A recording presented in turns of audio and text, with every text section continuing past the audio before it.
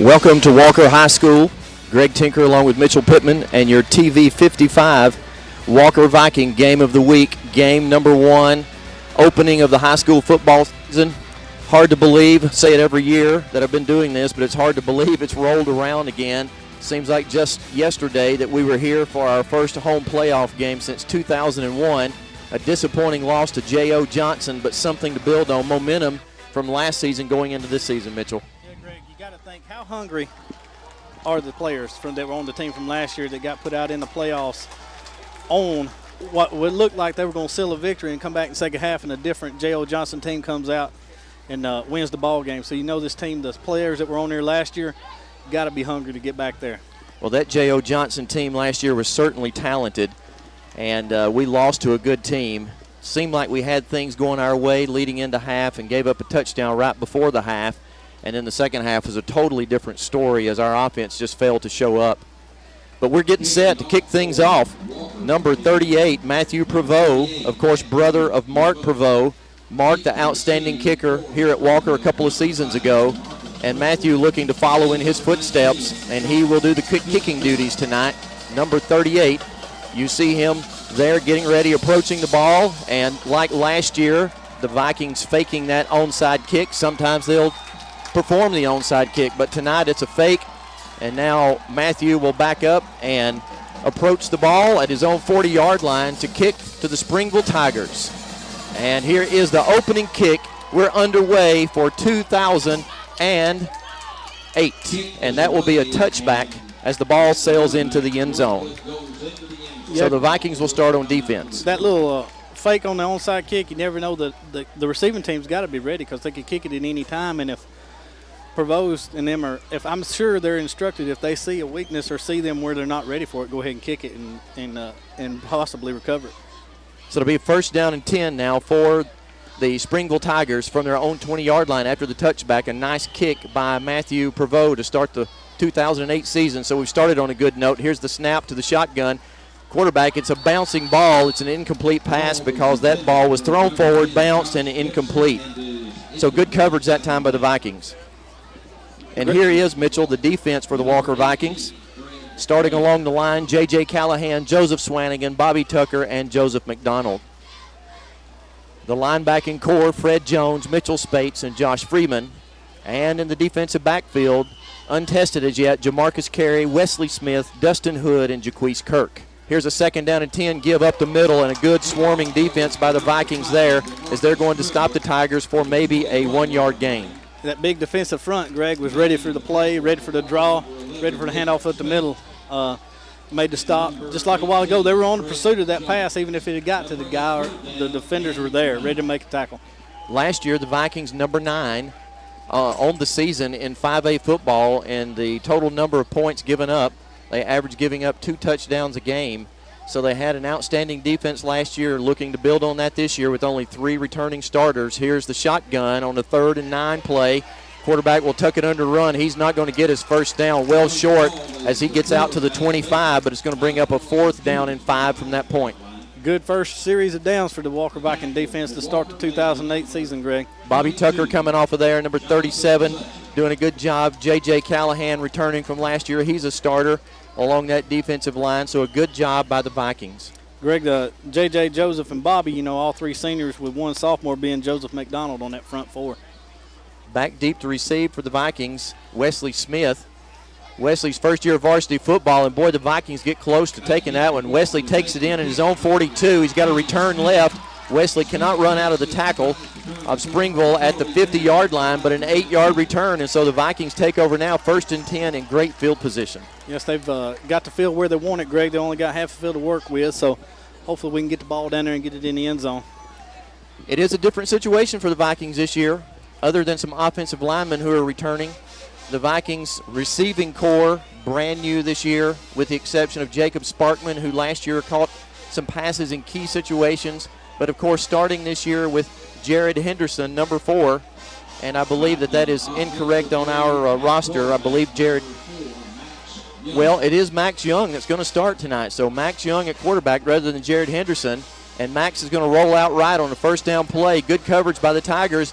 Max finds a man open but throws it just behind Jacob Sparkman, number 15, so the ball falls incomplete. Yeah, it's a little bit behind him, Greg. He's having to turn and make a play, plus he's got to look out for somebody coming to hit him. On the offensive line, Greg, we're starting out with Alex Estes, Brian Thomas, Cody Waldrop, Julia Henson, and Matt Ferris.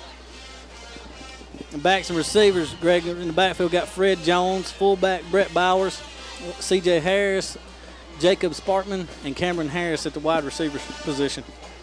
And there was the quarterback that we anticipated starting. And I don't know, sometimes there's jersey changes before the game, so we're not going to say absolutely for certain. But on our roster that we have, Max Young is number 4.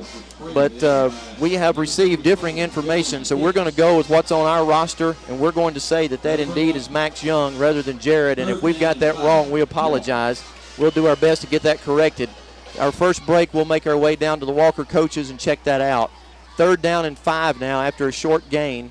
3rd and 5 for the Vikings from the 45 of Springville.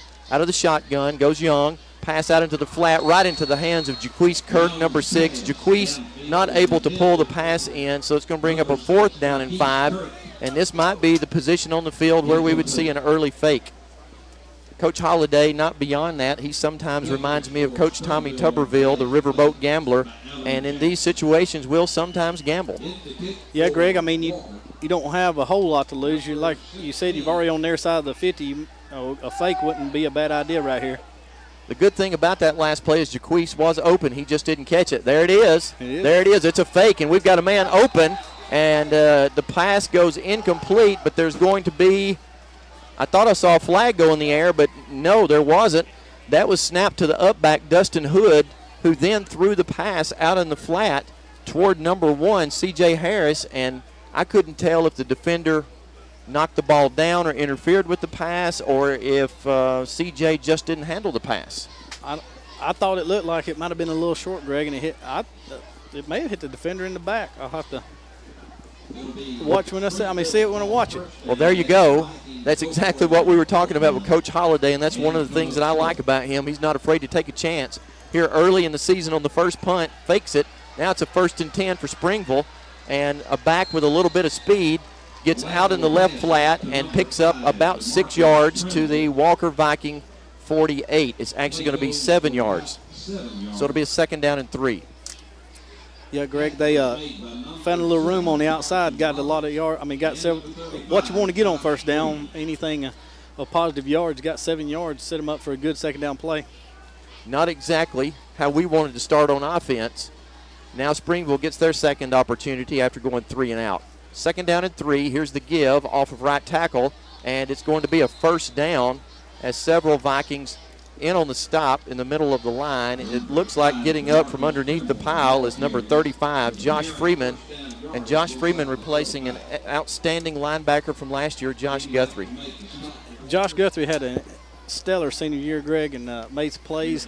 He was in on almost every play that was out there and picked off passes. He played the game well last year. 1st down and 10 now is Springville at the Walker Viking 45. Out of the shotgun.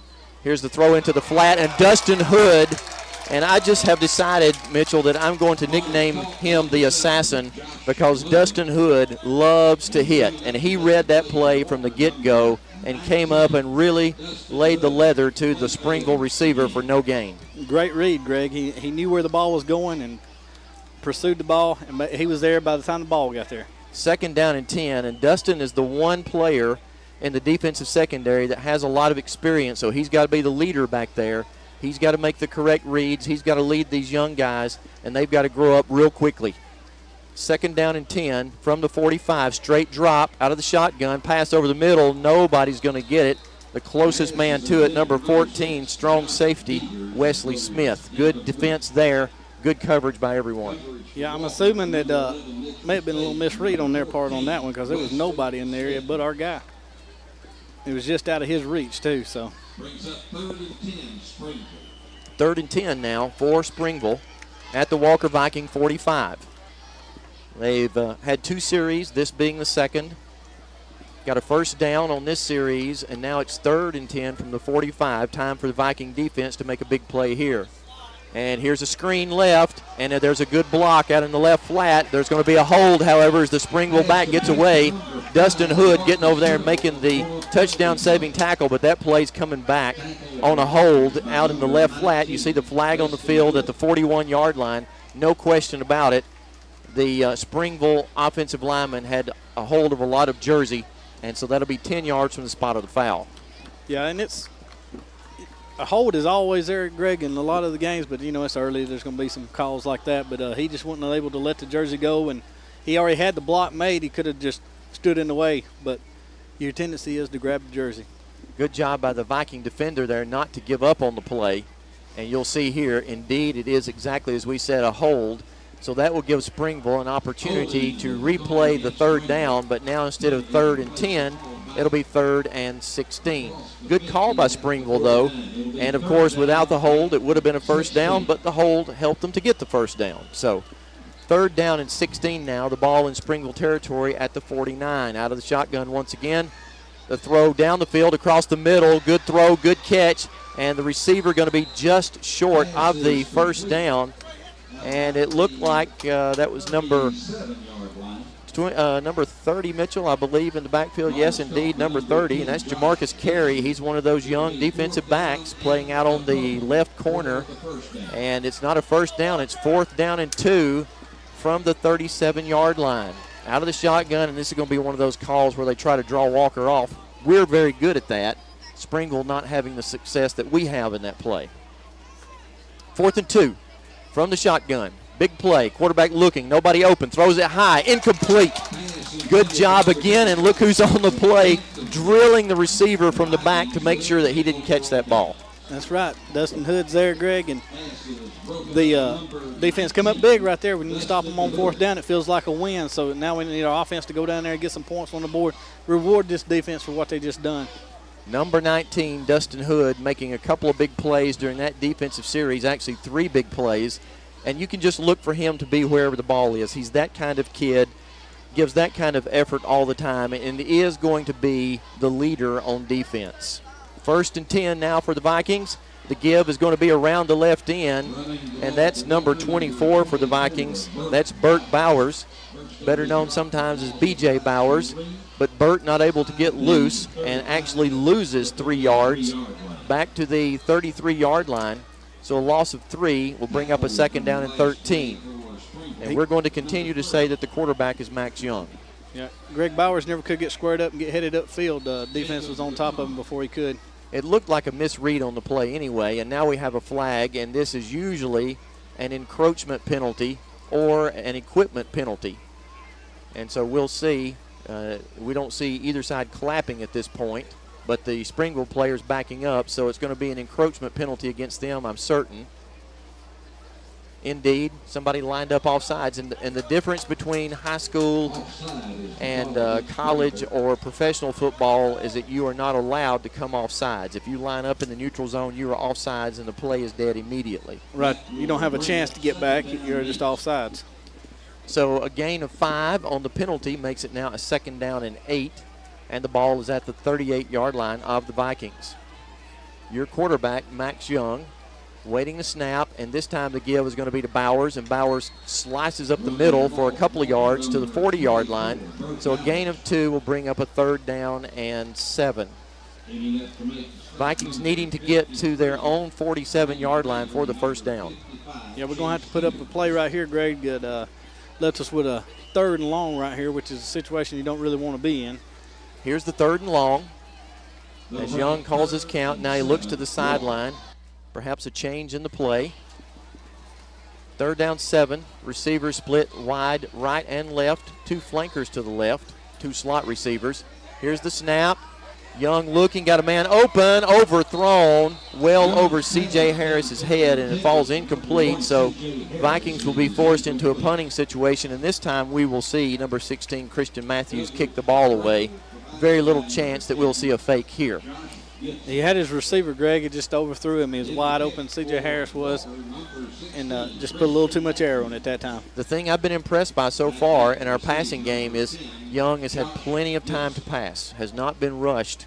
He's had plenty of time and had plenty of time on that particular play. So here's Matthews, and Matthews is going to fake it. He is going to run, and that was a design play there, of course, as Matthews took the snap and kind of watched what Springville did, and they were falling back in punt coverage, and when Matthews saw them falling back, he was going to kick it if they rushed, but if they didn't rush, he's going to run it, and he did. That's a safe play. Well-designed play right there, Greg. He had the option to kick. Nobody had pressure on that side, so he figured, well, I'll go ahead and take it, and he ended up getting a good pickup on that play. Mitchell, you just have to say that is excellent coaching by Coach Holliday and the staff to see something like that on film and then to be able to make that call with the option.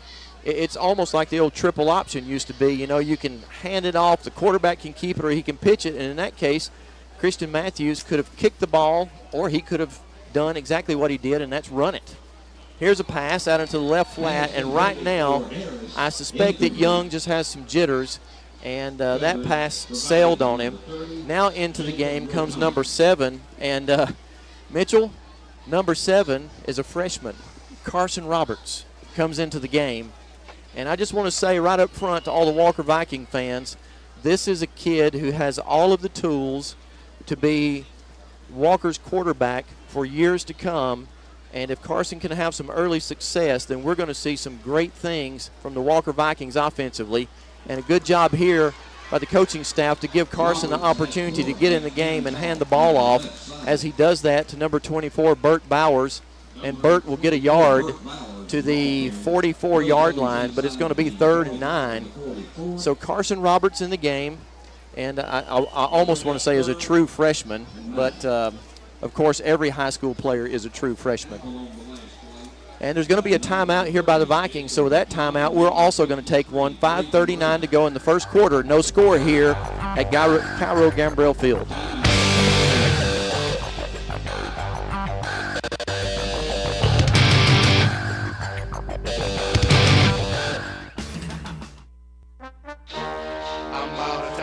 We're back here to live action. Greg Tinker along with Mitchell Pittman. The Vikings 3rd down and 9, and into the game is Fred Jones, and Fred Jones makes his presence known as Carson Roberts hands to Jones right up the middle, and Jones is going to have the first down.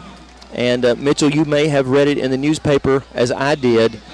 Coach Holliday said about Fred Jones, and I agree with him, I've said it many times, that Jones has some of the quickest feet I've ever seen, side to side.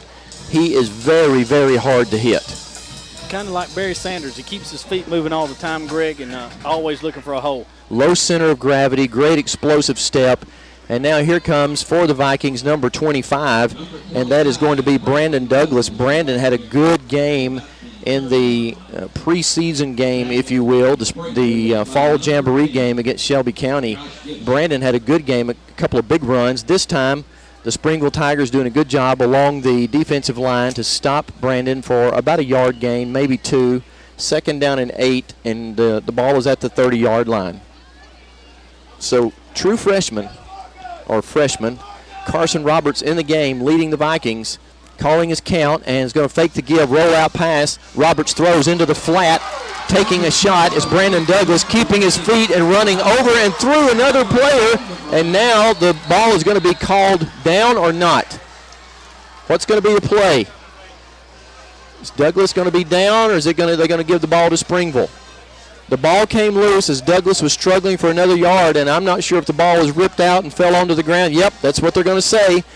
And how often do you see that, Mitchell, especially with a young back who is trying to make an extra yard, wants to make a good play, is struggling, doesn't want to go down, when it would be better probably to just go ahead and go down, but struggling for extra yardage, the ball comes loose, and then a great play turns into one that ends up being, for all intents and purposes, a mediocre play.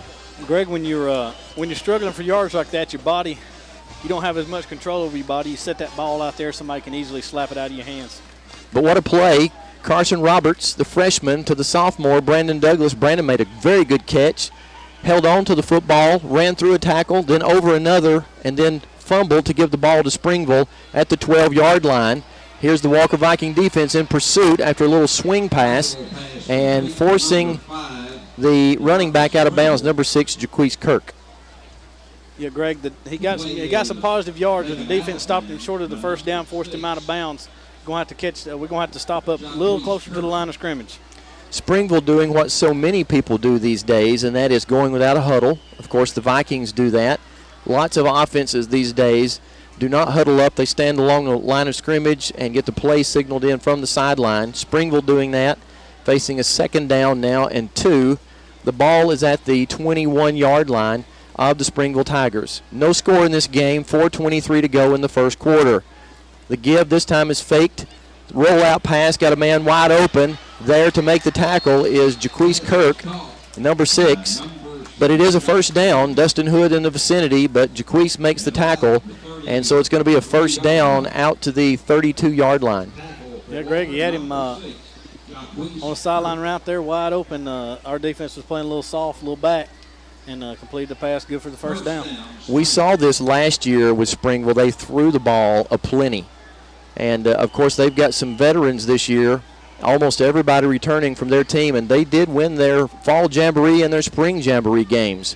So even though last year they were not a very good team and we handily defeated them, they do have a lot of guys back who've gotten experience, and it's showing tonight. Tonight's game very different than last year's game. Yes, and Greg, having that many people that had played that all year long and come back, experience is just, I mean, it's amazing what experience to do for you. I mean, you get the experience in there, and then you're ready to play ball. And like you said, they won both their jamboree games, so they're looking to improve on what they done last year. Second down and 6 now as the ball is at the 37-yard line. Here's a flare pass, and good defense this time by the Vikings. Number 23, Jonathan Gates over there to make that stop, and Jonathan's one of those young guys that's hungry to play. Jonathan, just a class kid, as most of these guys are. I said this several times last year throughout the season. I've had the opportunity to teach and coach most of these guys, or a lot of them anyway, and Jonathan's one of those kids that's just a good, solid, all-around kid. Good to see him get in there and make a play. 3rd and 6 after no gain. Straight drop out of the shotgun. Throw over the middle and knocked down. Who is that falling back from his linebacker position, Mitchell? Is that Josh Guthrie? Yes, Josh Guthrie indeed, making a great play. Josh played a lot last year as a reserve linebacker, so he does have some experience. Though he wasn't a starter, he did get a lot of experience, and a fine play there by Josh Guthrie. I'm sorry, Josh Freeman. I keep saying Josh Guthrie. I'll have to apologize to Josh Freeman for calling him Josh Guthrie over and over. It was a Josh Guthrie type play. Yeah, it was like Josh Guthrie playing. Yeah, Josh Freeman, everybody. Number 35, Josh Freeman making that play. Here's the snap, and the punt is away. Wesley Smith back to receive, does so. Middle return. Tuck that ball away, Wesley. He does, and returns to his own 42-yard line. 2:47 to go in the first quarter, no score. Springville mounting somewhat of a drive on their second attempt. Walker doing the same thing, actually getting down inside the 20-yard line before a fumble turned the ball over to Springville. So 2:47 to go here in the first quarter and no score. Greg, if you remember correctly, if I may not be wrong, I mean I may not be right on this, but it was a tight game almost a whole game long last year, and Walker finally blew it open towards the end of the game. Indeed, Springville scored fairly early in that game, put a little scare in the Vikings, kicked a field goal early, but then Walker scored 34 unanswered after that point. Here's the give up the middle. Carson Roberts, the quarterback, and Bowers will be the back, 24. He's going to have a gain of 3 to the 46-yard line, so it'll be second down and 7 from that point. I thought that Carson would play some this year, Mitchell, but I will have to say that I am pleasantly surprised to see him playing this early. It shows that he's done some good work this fall as the coaches have this kind of confidence in him. Well, Greg, Carson standing up to throw this time, and the pass out towards C.J. Harris in the flat, and good defense that time by Springville. I see number 9 on the sideline there with no shoulder pads, no helmet, no would appear to be. I guess it's Henderson on the sideline there, and he's not dressed out tonight. We didn't get any sort of report about why he is not playing. We'll do our best to track that down and find out why. But Henderson not in the game tonight. Max Young started. Max had a very difficult time finding his receivers. So Carson Roberts into the game, looking to make the most of his opportunity as a young quarterback. Carson Roberts, straight drop back pass. It's a safe pass out into the flat to Bowers, keeps his balance, stumbles forward to the 49-yard line. Actually, they're going to mark it down at the 50, so it's going to be 4th down and 2 now. 4th and 2 for the Vikings with 1:55 to go in the first quarter. A region game, it's important to get this one started with a win. Walker wanting to jump out early because next week, Mitchell, it does not get any easier. Absolutely correct, Greg. I mean, as we stay in the region, I don't know if they got a let down this year.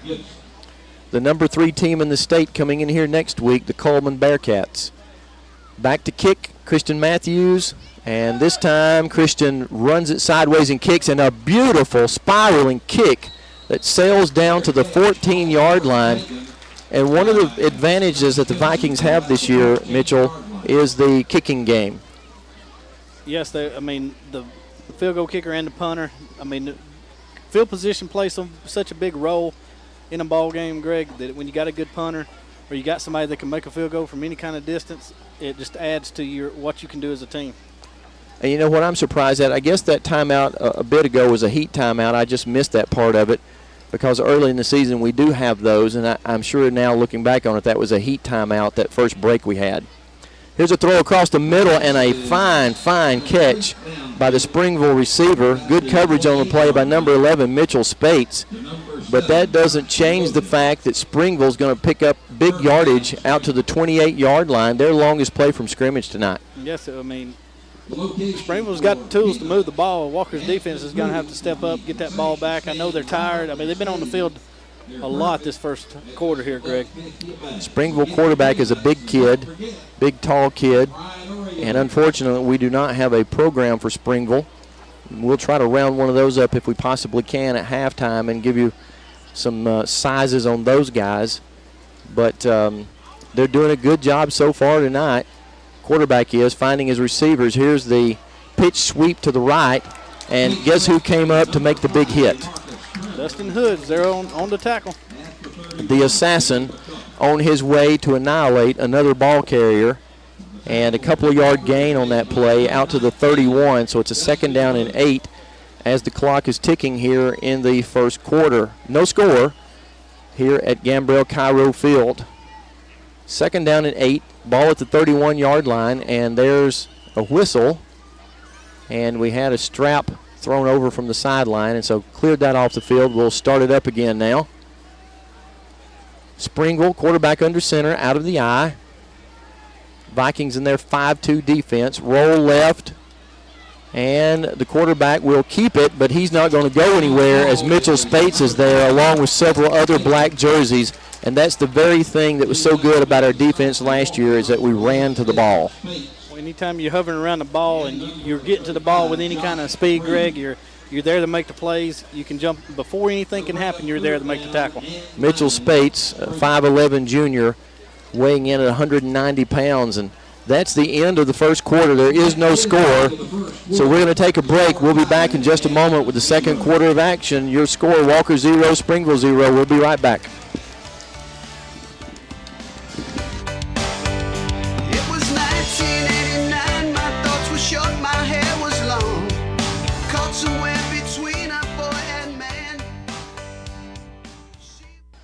Back to live action. This is Greg Tinker along with Mitchell Pittman, your TV 55 crew, bringing you the Walker football game of the week. A 3rd and 9 play. There is a screen pass, and it falls incomplete, and linebacker Fred Jones coming in to make the hit to make absolutely certain that that play didn't go anywhere. So 4th down and 9 for Springville. They'll punt. Fred used every bit of his 5'6" frame, Greg, on that one. Fred is compact. Everything Fred does athletically is full speed. Make no mistake about it. Fred gives maximum effort, and you'll know that he's been around one way or the other. Back deep, Wesley Smith fielding 2 punts so far. Returns of about 8 yards each. Vikings look like they're setting up for the return. And the kick is going to be a low kick, and Smith catches it and will return right. Got a wall set up, and nope, the ball comes loose, and Springville is on it.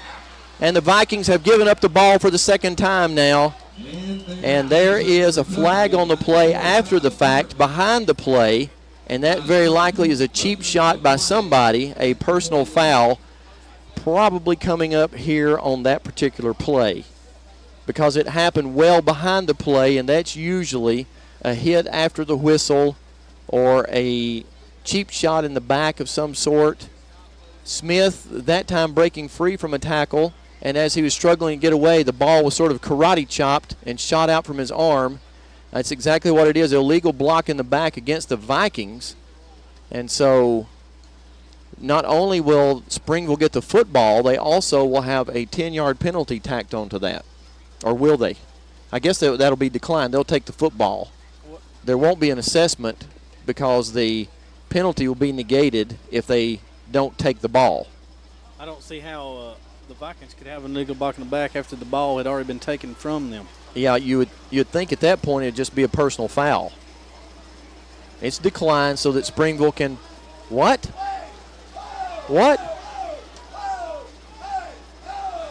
Oh, my goodness. Yeah, you never would like to have a gaffe like that. And the ball should be moved back.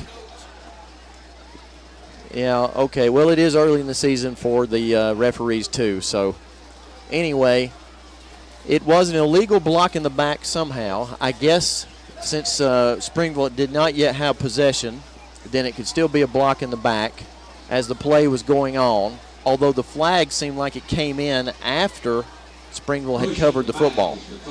Yeah, I mean, it came in. It did come in after they had already got the football. It was behind the play. The flag was thrown very late, but nonetheless, it was against Walker. It was going to go against us either way, and Springville did cover the football. That was clear to see, so nothing lost on the play, really. Springville gets the football back, or they get the football, and we'll take over 1st and 10 after the Vikings fumble the punt.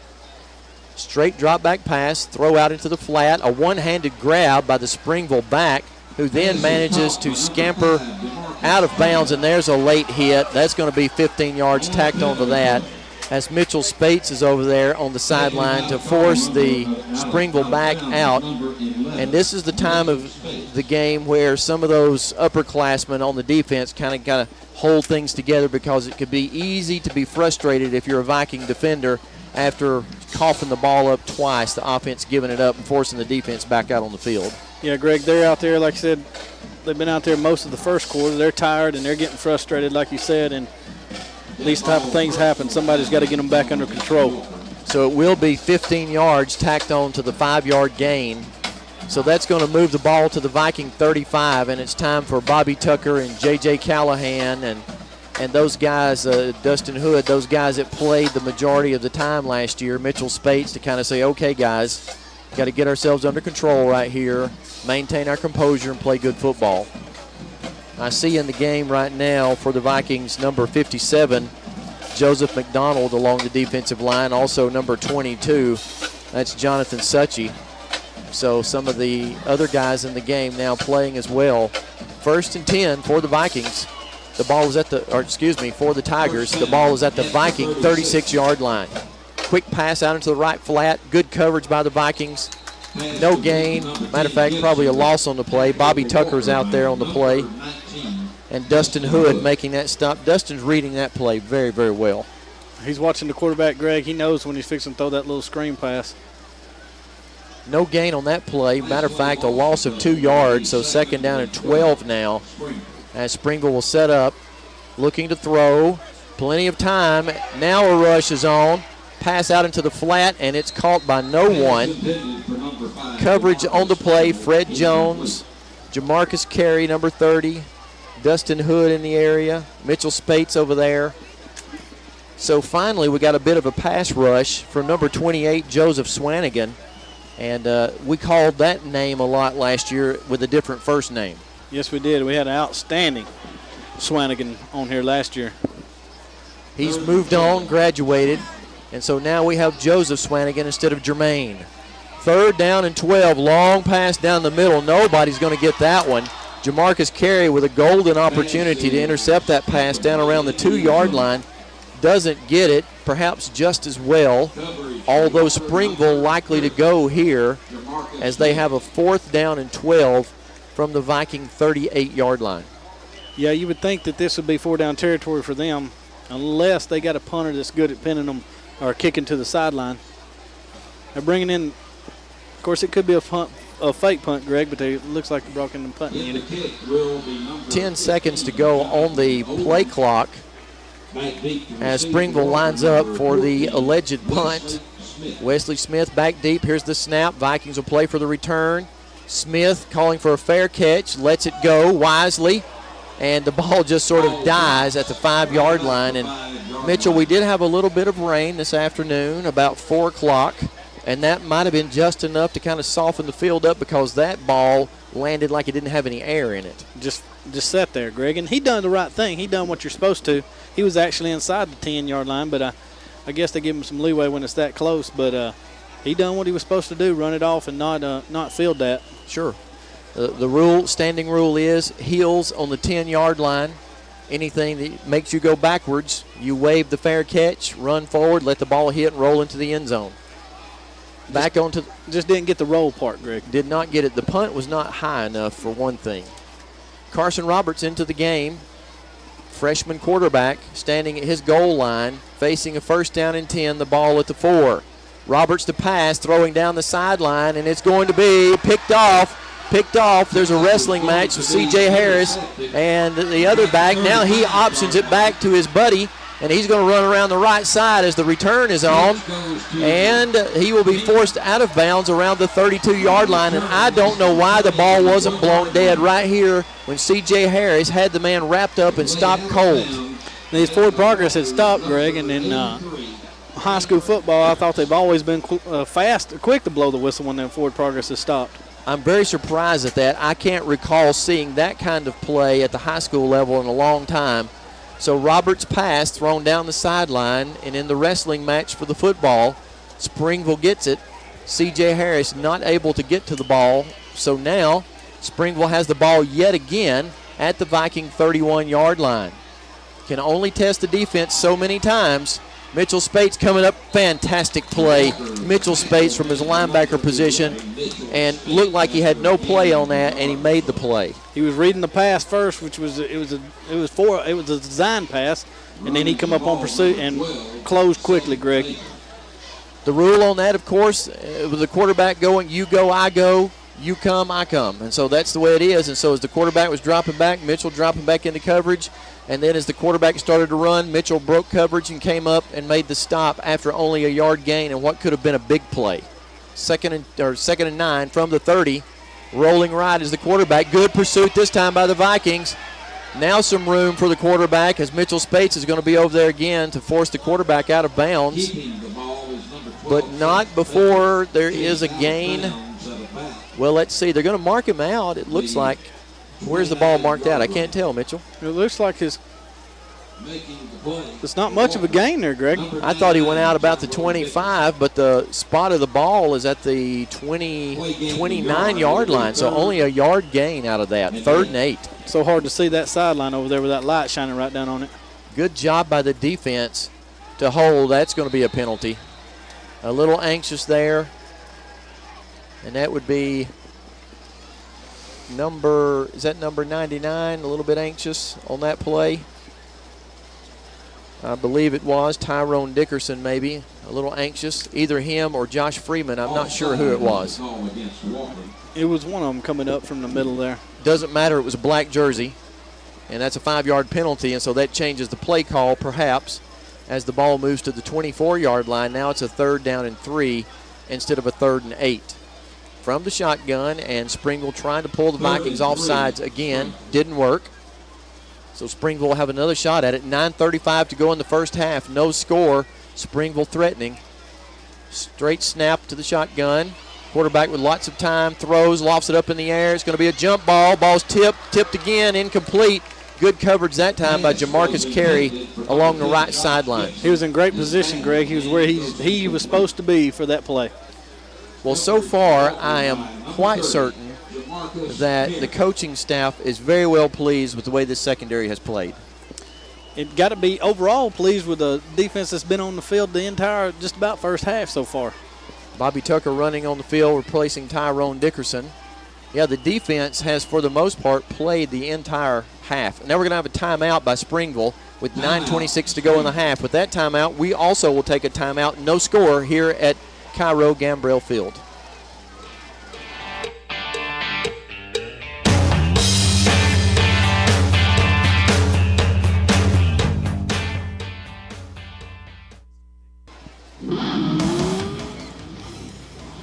We're back here with your TV 55 action. Greg Tinker along with Mitchell Pittman. Springville and Walker, region game, opening game of the 2008 season. So far it's been sluggish for the offenses, both defenses playing good football. Springville forcing 3 turnovers against the Vikings, and that right now is definitely the difference in the game. 4th down and 3 for Springville. Quarterback under center is going to give to the second back through, and he's going to have the first down and more. So that time, Mitchell, they just lined it up and said, power football, you're going to have to stop us. We're coming at you. Come right up the middle, Greg, and I guess Walker might have expected something different or something. They were not ready for that up the middle play. Boy, does conditioning come into play here. We're only 9:20 into the second quarter, but the plain fact is it's a muggy night, and this is one of those nights that you sweat a great deal, and it just takes a whole lot out of you. So those guys have got to stay hydrated, and you better hope that this fall season they did enough conditioning to be in shape, because the defense has been out there a while. Here comes another run. That back is a lot like Fred Jones, kind of tough to hit. Dustin Hood up there. Mitchell Spates up there. Number 42 into the game, assisting on the play. That's Blake Meacham. So the guy's still hitting hard, but Springville beginning to chip away a little bit, Mitchell. A gain of 7 on that play. Yeah, it was a good pickup, Greg. Set him up, get him down here at the 10-yard line. Take a few shots at the end zone here. Walker's got to find an answer on defense right here and stop this drive and get the ball back for their offense, or hold them to a field goal would be a win right now, Greg. The ball just inside the 10-yard line.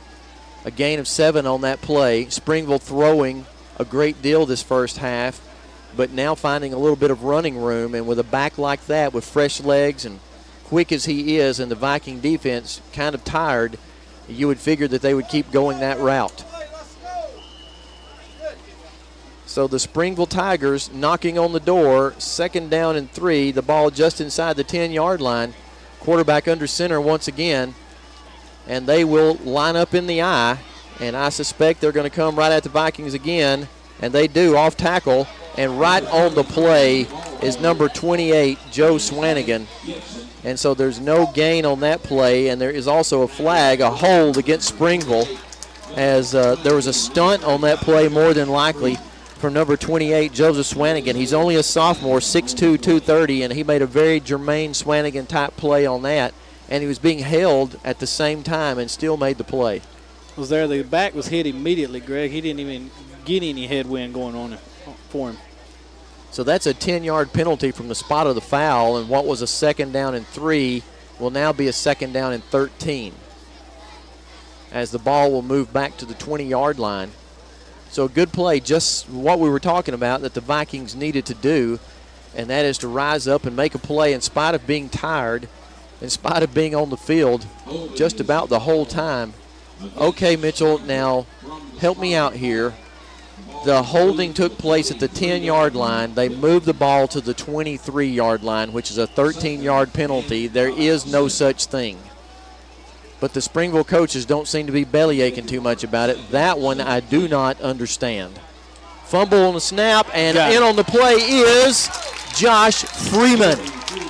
Excellent play by Josh as they are forcing the Springville Tigers backwards, and that's exactly what we needed our defense to do. I don't know how good a leg Springville's got, but we got to be getting close here to pushing them out of field goal range. I would absolutely think so, and I don't want to beat a dead horse to death, but last year we saw an incredible thing where a penalty was marked off against the Vikings that was just, it boggled the imagination. And then tonight to see that play, if I'm a Springville coach, I think I would have to waste a timeout, because 3 yards in that situation is a big 3 yards. Absolutely. Nonetheless, it's over. We've had another play and a loss for the Springville Tigers back to the 32, and now a flag from the sideline. And it may very well be that the Vikings lined up offsides, and we'll see. I think with the way the Springville receivers are acting, it must be their guys not on the line. It will be offsides against Springville. Now, that is a penalty that you just should never get. If you're an offensive player, you ought to never get an offsides because you're looking at where the ball is and lining up with the ball and making sure that you're at least a full step behind the football. Plus, you can ask the ref over there, am I offsides? Sure. So another 5-yard penalty against Springville now moves the ball to the 38. So what a change. 2nd down and 3 just inside the 10 turns into a 3rd down and forever.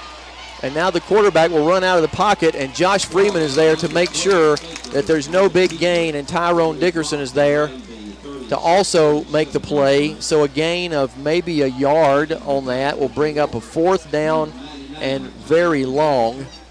The ball's at the 36-yard line. They've got to get to the 6-yard line, thereabouts, or the 7. So we're looking at basically a 4th down and 30. This is back to the same scenario they were in last drive, and they punted it down there inside to the 5-yard line. So Walker's defense, the offense has got to reward the defense. They're playing tough. I know penalties helped out, but still, they forced them back, held them out of the end zone. Good job by the Walker Viking defense to stand up to the test. Here comes the kick, and it's a short one. Smith is going to catch this one. He didn't call for a fair. Well, did he or didn't he? Or referees don't know. We don't know. Smith acted like he did and then took off running with the ball, and nobody quite knew what to do, and the whistle blew, and so it's dead at the 13-yard line. It's one of them situations, Greg, I guess, where Wesley Smith didn't really know if he'd waved it off. I guess, you get your mind in the game, but you don't know whether I waved it or not. No matter how much you simulate something in practice, there's nothing like the game. Everything happens at a different speed. There's just a different feel to it. And if you've never played it, you don't understand that. But I'm telling you, you can practice this over and over and over and over, but in a game, there's just a difference to it. Plus, them short punts are probably throwing him off some because now with them low line, he don't have time to look, see where everybody's at to call, so they're coming so quick. Well, for the first time tonight into the game, number 20, Lamar Stewart. And Lamar's going to get the ball around the left side, and Springville doing a good job of stringing it out. But Lamar does get away from a couple of tacklers before he's forced out of bounds.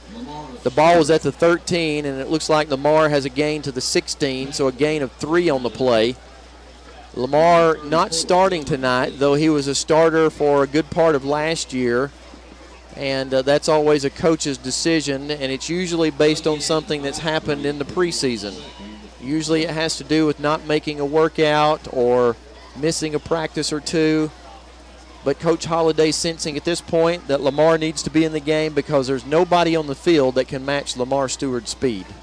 2nd down and 7 for the Vikings. The ball at the 16-yard line, and here's the give to Stewart around the right side. He's hit in the backfield, shakes a tackle, breaks through another, hit, and finally brought down about the 21-yard line. So good running there by Stewart not to go down on first contact. Back in the game, too, Max Young, number 4, replacing Carson Roberts. So juggling quarterbacks right now are the Vikings, and we expected to see that tonight. Yeah, we just expected some of it to be the other way with Jared Henderson and Max Young. Exactly. 3rd and 2, Stewart gets the call. Time to go ahead and go down there, Lamar. Now, there's where the whistle blew, Mitchell. It did that time, and they didn't do it a while ago. And they held Lamar a whole lot less time than C.J. Harris held the Springville interceptor a moment ago. But it is a first down, and you and I were talking in the break, and we said that the one thing the Vikings have to do is establish a running game, and we'll talk about that after this heat timeout. 6:12 to go in the half, no score. We'll be back in just a moment with more Walker Viking football action.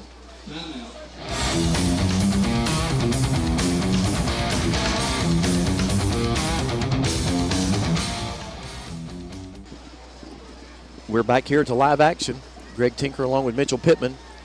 1st down and 10 for the Vikings after 3 straight runs by Lamar Stewart, his first carries of the game and of the 2008 season.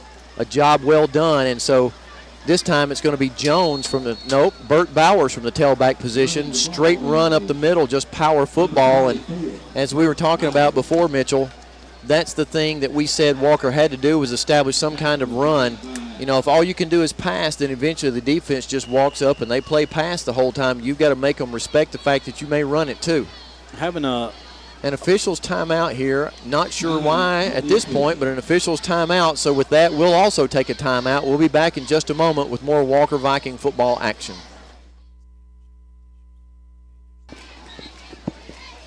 We're back here to live action. Greg Tinker along with Mitchell Pittman, and we've been trying to talk about establishing a run, and the Vikings have done that. That run by Bowers picked up 4 yards, so it's a 2nd down and 6 for the Vikings. The ball at the 31-yard line, 5:51 to go here in the first half. No score.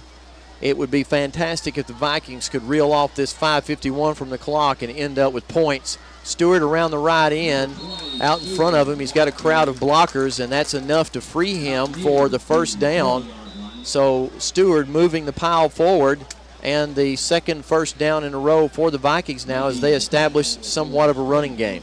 Yeah, Greg, he's chunking them off at 3, 5, 5, and 8 yards of carry right here. And that's a big difference from what was earlier. So he hit him that time for 8 yards, and that's a good pickup. That's what the Vikings have got to do. 1st and 10 from the 39. There's Stewart stutter stepping as he goes left, gets strung out on the play and keeps running through people. And get ready, there's going to be a chop block, I believe, against the Vikings, an illegal block below the waist. I believe you'll see the referee give that signal in just a moment. And that is going to be a 15-yard penalty, if I'm not mistaken, a serious penalty against the Vikings. It's going to kind of take the wind out of our sails as we were moving the football. But that time, way too much defensive penetration. As soon as Lamar got the pitch, he was, yep, that's exactly what it is, an illegal block. And so that's going to be a 15-yard penalty. I guess they're going to call it a clipping. But in reality, if you hit somebody low like that, below the knees, could just as easily have been called blocking below the waist, or what we refer to as a chop block. And on that play, illegal. So it's a 15-yard penalty, and wow, what a serious penalty that is as the ball moves back to the 20-yard line. Greg, like you said, it just takes the wind out of the offensive sails here because they were moving the ball so well. 1st and 29, and getting the ball is Burt Bowers, and Burt running low and running hard gets back about 10 of that 29 yards. So good effort that time by Burt. And Mitchell, early in this game, Coach Holliday showing no trepidation about playing a lot of guys. That's the 4th or 5th back to run the football tonight in the first half of this game. Yeah, he's using them all. I guess he's trying to find a niche tonight. 2nd down and 18 now, and there's a flag. Somebody's lined up in the neutral zone. And those are first of the season mistakes that generally aren't made after the first week because the coaches get those things straightened out. And this time it's in the Vikings' favor as the ball is going to move from the 31 to the 36. So instead of a 2nd and 19 or a 2nd and 18, it'll be a 2nd and 13 now as the ball is at the 36-yard line. So half of that penalty gotten back. And here's the give to Bowers, who's around the left end, and Burt doing a fantastic job. If he could have taken one more step, he'd have had the first down. Nonetheless, great explosion by Burt, and that's the advantage you have with Burt, is that he has really an explosive nature when he gets the handoff. Yeah, great. I thought he had the first down. I didn't know it was that far before the stick when he fell. Picked up 12, 3rd down and 1 as the ball's at the 48. Coaches trying to signal in the play, and they do change it up a bit. And now here's going to be the call, and the give is going to be to Burt again, and a hard yard or two across midfield has the Vikings in first down territory. So Mitchell, who would have believed it, got all of that penalty back, a 1st and 29, got it all back on the ground with the exception of the 5-yard penalty against Springville. A little help from them, and the rest running back. The running game is working so well right now, Greg, but what it's going to do is going to open up the pass, like we was talking about earlier. It just keeps the defense honest. When you can move it, when you got two sides of the ball, you can throw the ball or you can run the ball, then the defense has got to stay honest and can't over pursue. So it's a 1st and 10 from the 48, and a slick move there by Burt as he gets down to the 30-yard line, and he's really beginning to pick up steam, and you can see it now as he walks back toward the huddle. You can just kind of see it. He's coming off the field with a helmet issue. He'll get that straightened out. On to the field goes number 25 for the Vikings, and that is the sophomore, Brandon Douglas, 5'6", 146. We saw Brandon make a fine catch and run earlier, a fumble at the end of his play, but that didn't negate the fact that he made a really good catch and run. So now it's a 1st and 10, and Douglas gets the ball, and Douglas not quite the size of Bowers, and so he's clogged up at the line of scrimmage, no gain, 2nd down and 10. And that's the first stop of the Vikings on the ground for no gain in this drive. Greg, and I guess the coaches, without passing this time, they've seen that Springville is struggling to stop the run. They're having trouble. They stopped at that one play, but they're struggling to stop the run. 2nd down and 10 for the Vikings, 3:21 to go in the first half. No score. This is a region game, important game for the Vikings to win, and of course this will give them big momentum if they can score going in.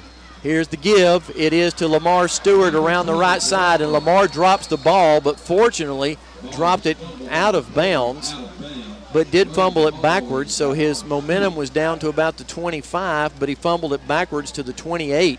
So now it's a 3rd and 8. If not for those miscues tonight on offense, 3 turnovers by the Vikings, and there's another fumble. We were fortunate there that it went out of bounds. We might have already put points on the board. Absolutely, Greg. I mean, the turnovers are big. You got to hang. I know it's the first game of the season, but you got to hang on to the ball and got to keep the ball. So it's a 3rd and 8, and here's the give to Stewart up the middle. Stewart's going to have the first down inside the 20, and we have found a hole there in the middle. And Julia Henson, big number 73, Cody Waldrop in the middle of everything up there. What number is Cody? Waldrop over the football, the center. Cody Waldrop is number 70. Yes, number 70. You should have remembered that from last year. He's a senior, 6 foot, 258. Well, there's a timeout with 2:58 to go. We're going to take a timeout. There's no score. We'll be back in just a moment with the Viking Drive.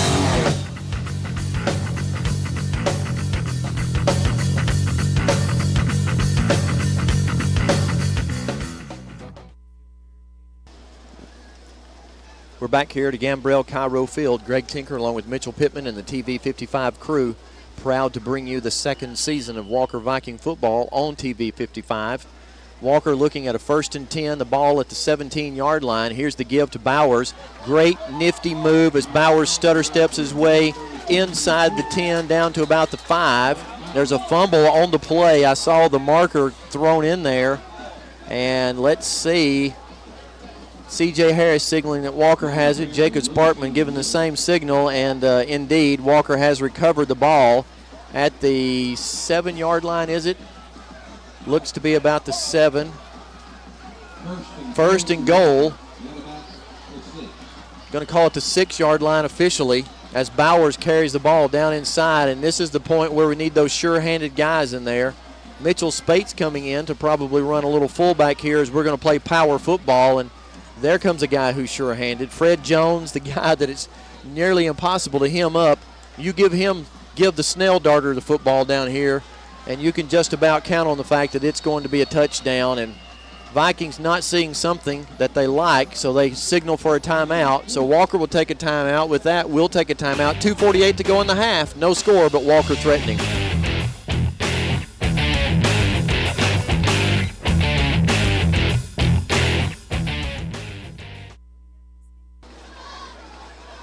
We're back here to live action. Greg Tinker along with Mitchell Pittman. Walker Vikings threatening to score. They have the ball down at the 6-yard line for a 1st and goal. 2:48 to go in the half. No score.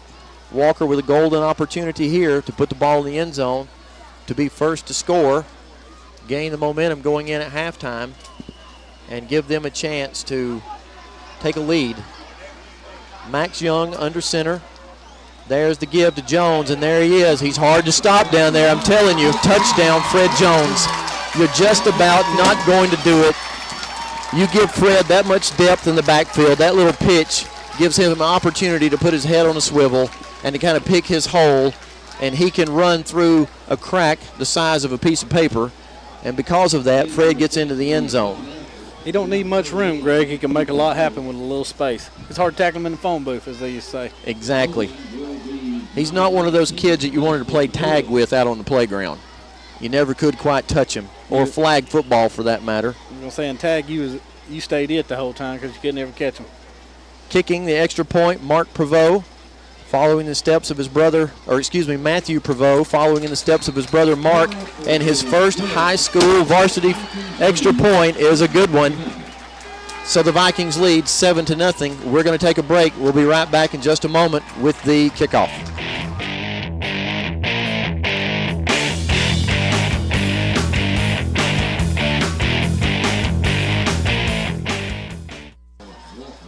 We're back to live action. You see the offensive line there. Those guys that were opening up holes for the backs.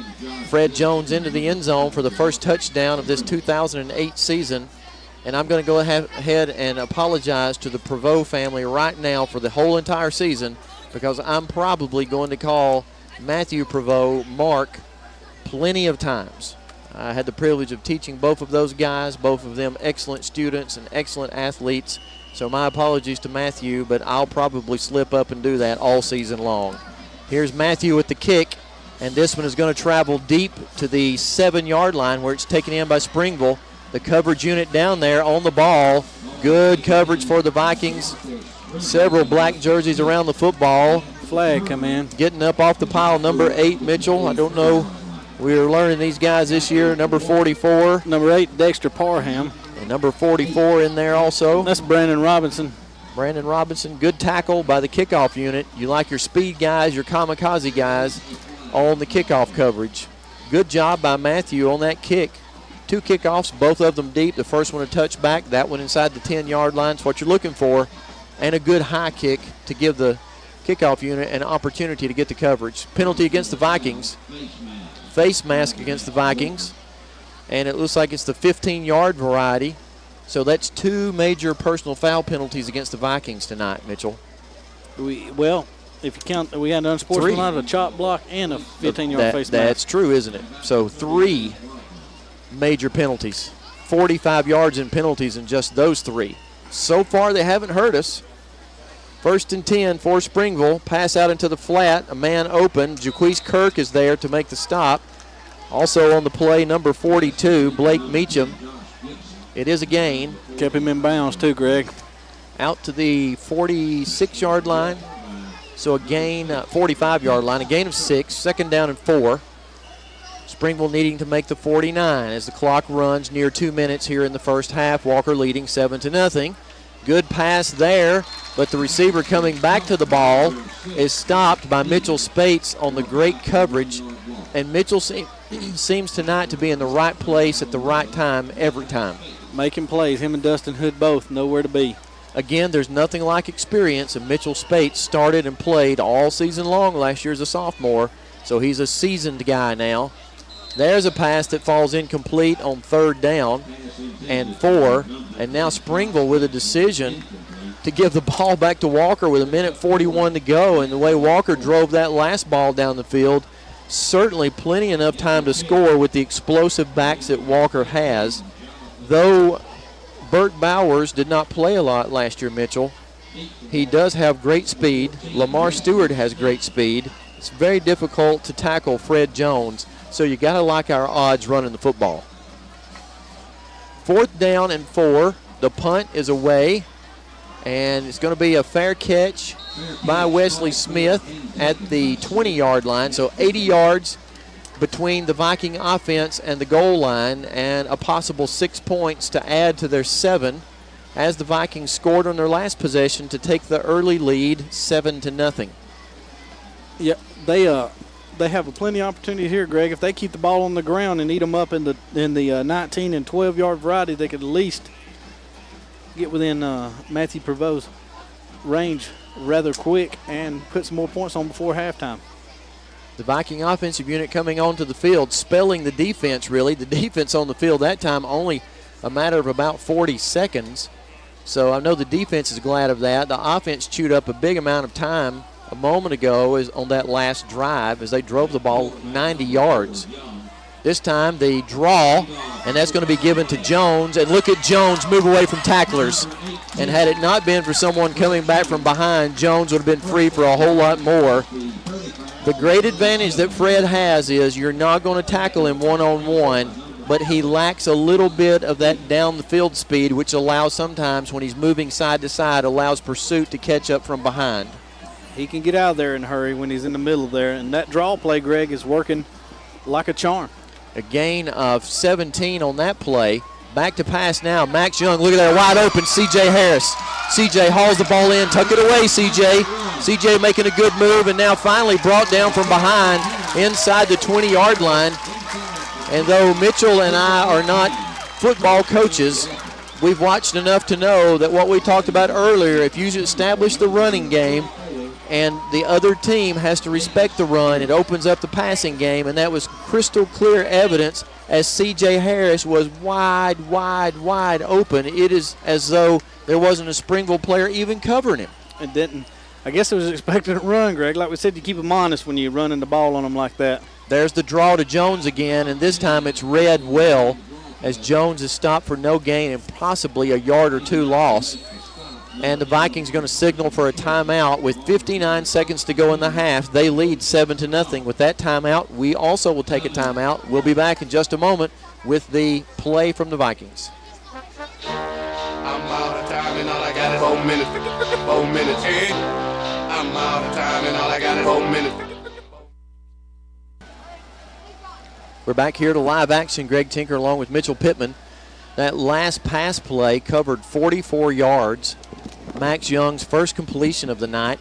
And Mitchell, he settled down a good bit since the opening of the game. You could tell that he was excited about starting, had a few jitters, but he settled in. Now that last pass play was beautiful. Yes, and he come in when you put him on the sideline and give him a chance to settle back down, talk to him, and give him a chance to get back in the game. There's a big play by the Springville Tigers. Max Young back to pass, and a good rush by Springville is going to drop Young at his 27-yard line. That's going to be a loss of about 5 or 6 yards and going to bring up a third down and long as the clock runs. 38 seconds here remaining in the first half. The Vikings lead 7-0. A big third down play. They just need to keep it within field goal range because Matthew Prevost can boot it from, I'm thinking, at least 40 yards out. So big play now, big play right here. 20 seconds to go, third and long. Young back to pass, got a big rush on. Here's the screen pass to Bowers, and Bowers did not get the first down. So I don't know if we have a timeout left or not. 5 seconds. Clock is stopped at 6 seconds. Timeout called by Walker. Timeout called by Walker. We're going to keep it right here. We're going to keep it right here as the Vikings have a 4th down and 1. I didn't know if we had a timeout left or not. There's been so many timeouts taken. Bowers has got a cramp, Greg. And that is certainly not uncommon early in the year because on a humid night and it being so hot like it is and you get depleted, excited, you're straining on plays and you get tense and you've lost fluid and all that going together, that sometimes causes players to cramp up. And we do see Matthew Prevost out on the field. The ball is going to be sitting at the 10-yard line. Matthew going to put his kicking tee down at the 18. It's at the right hash, so it's going to be a 28-yard attempt for Matthew Prevost. He was good on his first extra point opportunity. And now, Mitchell, 6 seconds to go. I don't think that Coach Holliday will gamble here and fake this because these 3 points, or a big 3 points, could be the difference in the game. And Matthew needs an opportunity here early in the season. Holding for him is going to be Dustin Hood. Dustin was the holder all last year, so Dustin will be holding on the play. Here comes the 28-yard attempt. Snap is high. Dustin does a great job. And the kick is up, and it is no good, wide left. And I would have to think that Matthew's timing was thrown off just a little bit because the snap was high. Dustin did an excellent job catching the ball and getting it down for the attempt, but that little bit, that half a step of hesitation sometimes because of the high snap can cause the timing to be off. Right, and you got to imagine if you're the kicker how your heart's got to sink when you see that high snap or a drop snap or something like that. So what could have been a 10-point lead is a 7-point lead. We'll take that. It's been a hard-fought first half. The Vikings finally establishing a running game, and you got to like what you saw from the midpoint of the second quarter on, because it was total domination by the Vikings from that point on. Absolutely. The game totally changed around. If we can keep this momentum coming out at halftime, I think we'll be very pleased with what the Vikings do in the second half. I'll be shocked here if Springville runs any sort of play downfield. They're not going to. They're going to hand the ball off, and wisely so. And that's going to be the last play of the half, barring a penalty, and there is no flag. So the Vikings take a lead into halftime in this opening game of the 2008 season. It is a region game. It's a big one. And right now the Vikings lead. Well, there is a flag. We're going to have to keep it right here. There is a flag on the play, and perhaps tempers flaring after that play's over. So what we're probably going to see, Mitchell, is a penalty assessed on the kickoff in the second half, more than likely. We'll wait. You can see that let's see, personal foul against Walker. Personal foul against, that's our fourth major penalty, and I'm sure it's going to be assessed on the kickoff to open the second half, and not exactly what we wanted to do. So we'll take a break here at halftime. The Vikings lead the Springville Tigers 7-0. We'll be back in just a bit with the second half of football.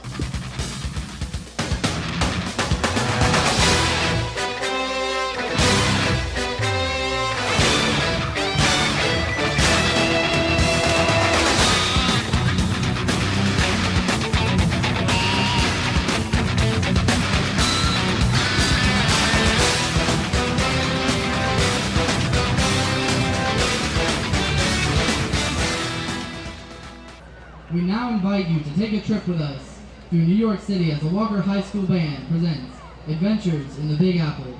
Drum majors Cheyenne Dees and Anna Barrera. Is your band ready?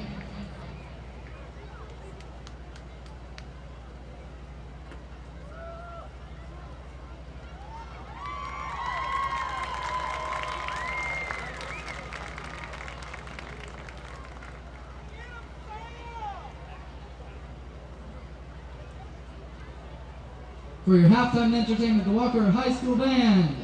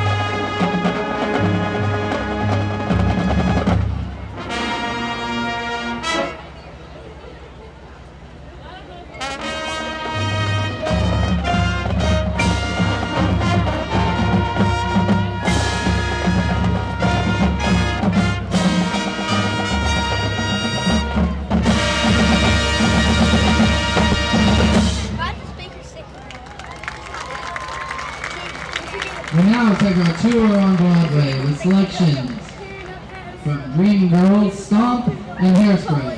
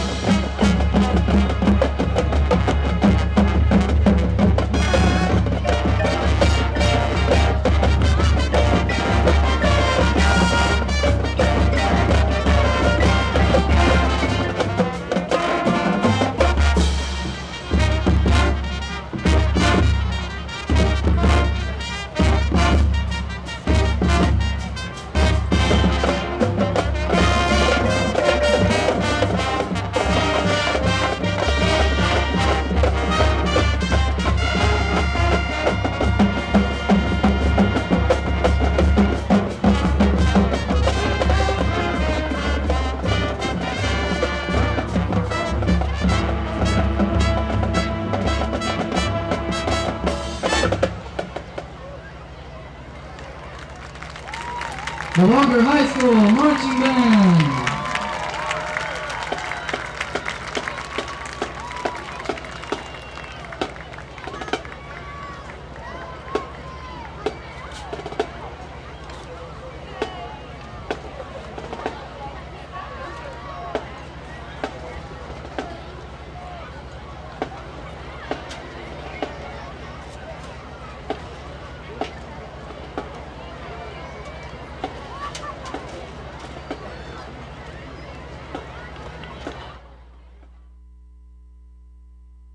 We're back here at the end of the first half, getting ready for the second half of football action. The Vikings took a 7-0 lead.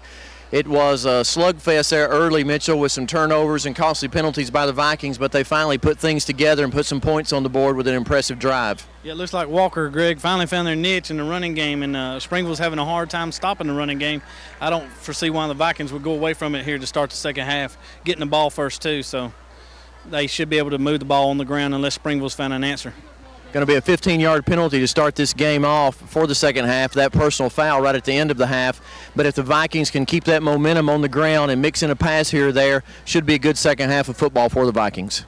If they can just keep things rolling and the defense keep playing like they've been playing, this should turn around for the Vikings. And like I said, it may turn into one of those like last year where we're close early and then turned into a Viking blowout. So I hope that we can see that in the second half. Well, one thing's for sure, if the defense pitches a shutout, we won't have to worry about anything because the Vikings have a 7-0 lead. We're going to get set for the kickoff. We'll be back in just a moment with Walker Viking football action.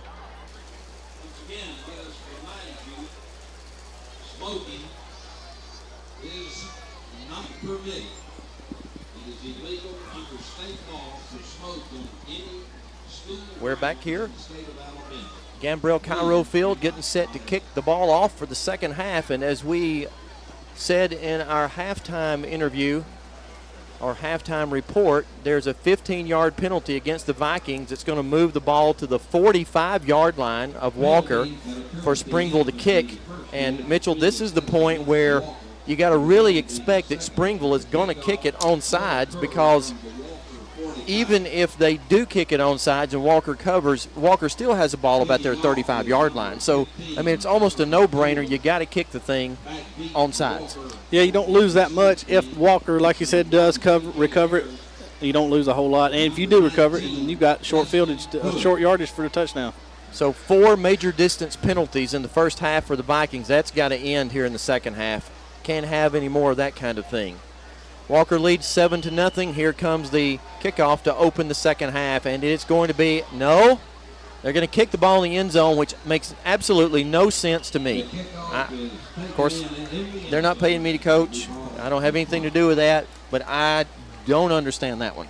Now you'd think they would have took a gamble there, tried to get to Mo on their side. You know, they've had trouble there at the end of the first half, and then they had a little break with the Vikings getting the penalty. You'd think they would have tried to take advantage of that and get the momentum, like I said, on their side. Of course, that's okay with me. You know, we don't have an opportunity for them to get the ball on the own side. It plays into our hands, actually gives us the football, 1st and 10 at our own 20-yard line. And Max Young will be the quarterback. And in the backfield is going to be Bert Bowers, and Bert's going to get the first handoff. Bert's got about 3 yards out to the 23 before he's stopped. Let's give credit where credit is due. In the offensive line, midway through the second quarter until the end of the first half, did an outstanding job of opening holes for Bert Bowers and the complement of running backs that Walker played in the first half. Yeah, they did, Greg, and they don't get enough credit for what they do. I mean, you got Bert Bowers, who had 65 yards, and Jones with another 19, and Stewart had another 40 or 50 yards himself. So they really opened the holes and done their job. And most all of that coming in one drive there midway through the second quarter. Here's Max Young giving the ball to Stewart around the left end, and Stewart's got a little bit of room out to about the 29 where he's horse-collared and dragged down, short of the first down by a yard, but certainly manageable yardage now for the Vikings, 3rd and 1 from the 29. Passing in the first half, Mitchell not exactly stellar. No, Max Young, Greg, he was 2 for 6 with he had 61 yards passing, and Roberts he was 2 for 4 with an interception. Well, I said that was a manageable play for the Vikings, 3rd and 1, but not if you give up penetration like that to the defense. And when the ball's handed off 5 yards in the backfield and the defense is 3 yards deep in the backfield, you're not going to get a first down. As a matter of fact, you're going to lose a half a yard, which is exactly what we did. So the Vikings forced into a punting situation now, and they set up quickly to punt the football. And there's movement as the ball is snapped to the up back, and wow-wee. Coach Holliday gambling there, but what he did was such a smart thing. His gambles, Mitchell, are never without a high percentage. And what I mean by that is Springville very slow to get their punt receiving unit on the field. Walker lined up very quickly, only had to be set for a second. They got set, quickly snapped it to the up back, Fred Jones. He got the first down. So Walker now 1st and 10 after that fake punt, snap to the up back, 1st and 10 on the Jones 2-yard carry on the direct snap to him.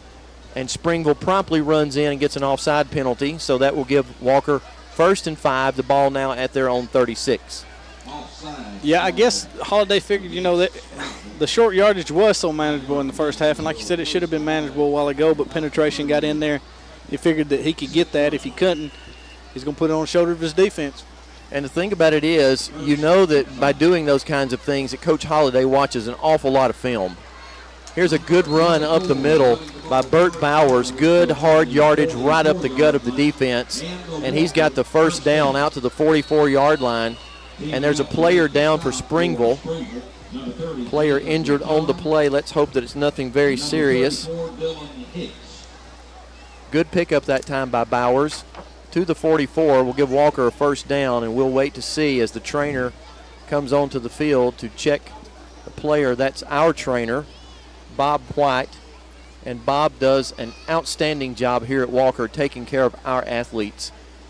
He and Coach Lehman has been associated with the Walker program for many, many years, and Bob and Coach Lehman and the staff that Bob trains of students who do some of the taping and make sure the players are properly hydrated. They just do a really fantastic job of taking care of our athletes here at Walker High School. Bob is to be commended for the tremendous amount of work that he does. And, of course, Coach Lehman has done it all these years strictly as a volunteer. Right. He's been there through the whole time. Like you said, it's volunteering and really cares about the program. He has really, you might say, in many ways, given a large part of his life to the Walker Viking football program. You don't ever have a first-class program without people like that who are first-class in their character and in their giving.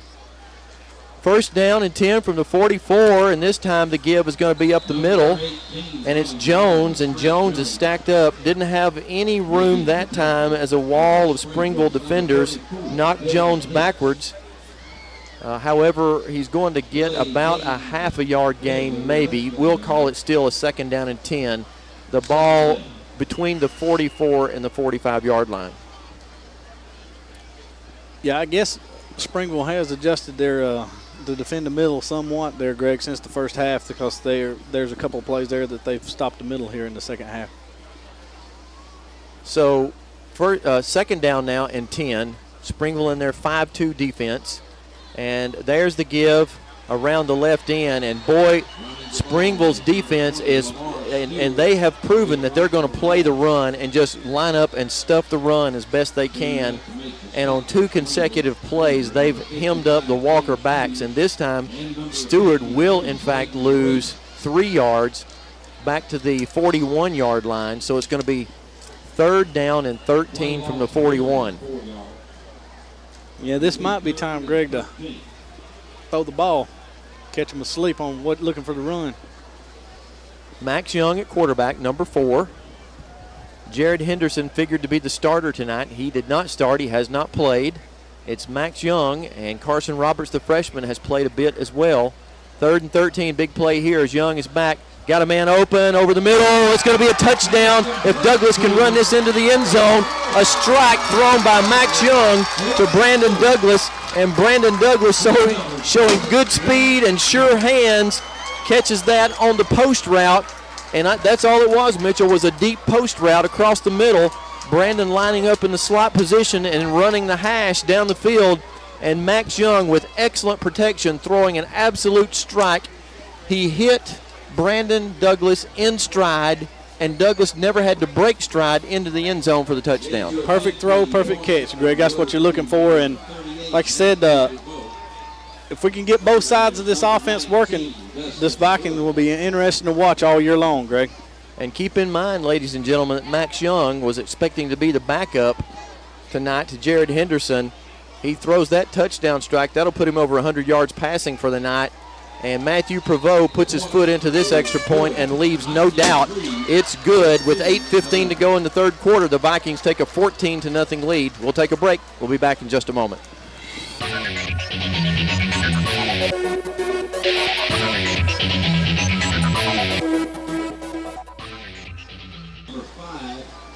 Back to live action. Greg Tinker along with Mitchell Pittman, the TV 55 crew for the Walker Viking Game of the Week. Walker now with a 14-0 lead, and there's that lineup and attempt to kick the ball on sides. And Walker saying they've got it, and do they have it? They have it. Walker comes out of that pile somehow or other. How in the world did they do that? It sure looked like the Springville player had it wrapped up. The referees now consulting each other, and with the player laying on the ground with the ball is down if his knee's down. And it sure looked like he had the ball corralled. Yeah. Well, no. Walker's getting the football unless the referee signaled the wrong way. The Springville player's injured on the play. So I don't know, Mitchell. I couldn't tell if the ball squirted out from under him. But it sure looked like the Springville player had the ball wrapped up. But as we said earlier, with Walker lining up that way on the football, that gives them such an advantage because the receiving team never really knows what's coming at him. Maybe he didn't ever secure the ball. Maybe it was still bouncing underneath him or something when he got hit. I would say that it had to be the way the play looked, because I just assumed that the ball was going to be blown dead right there, and then the Viking players piled in on top and started signaling they had the football, and they do have the football, and the offense will be back on the field to give Walker another opportunity to score. So an excellent kick by Matthew Prevost, and then great coverage by the Viking kick team. So at this point, Walker winning the war of special teams. Yeah, and you would have thought, like I said, Springville would have done that last go, and now Walker's looking to move it in there again and go up 21-0 right here, and totally taken over this game since scoring that first 7. An 80-yard drive on the last possession, 8:10 to go here in the 3rd quarter. Walker having had the ball the entire quarter and covering the onside kick, they will retain possession of the football now and continue this 3rd quarter in possession of the ball. Max Young back in shotgun now and looking very comfortable, I might add. 1st and 10. This give is going to be on the delay to Stewart, who carries a couple of Tigers with him inside the 47 to about the 46-yard line, so a gain of 2 for Lamar. We've not seen him be able to break loose and show that blazing speed that he has, but I would imagine before long we're going to see a quick pitch to Stewart, and he'll have a chance to show off that speed. last year he had several, where he broke them open, and that's what we're looking for tonight, where he has one of them big game breakers. Trips left out of the shotgun as this give is to Burt Bowers off tackle, and Burt is buried at about the 43-yard line, but Burt does get about 4 yards on the carry, going to bring up a 3rd down and 4 from the 43-yard line. So 3rd down here for the Vikings. They've had possession of the football since the half started. They've got 1 touchdown to show for it and looking for another. Max Young looking at the sideline as the coaches signal in the play. Football's really changed to that degree. Used to be you shuttle players in and out. Now all the plays come in from the sideline, signaled in by the coaches. Here's Max Young faking the give, and he's around the right end, and Max has the 1st down, but Max coughs the football up, carrying the ball loosely out around his right arm, away from his side.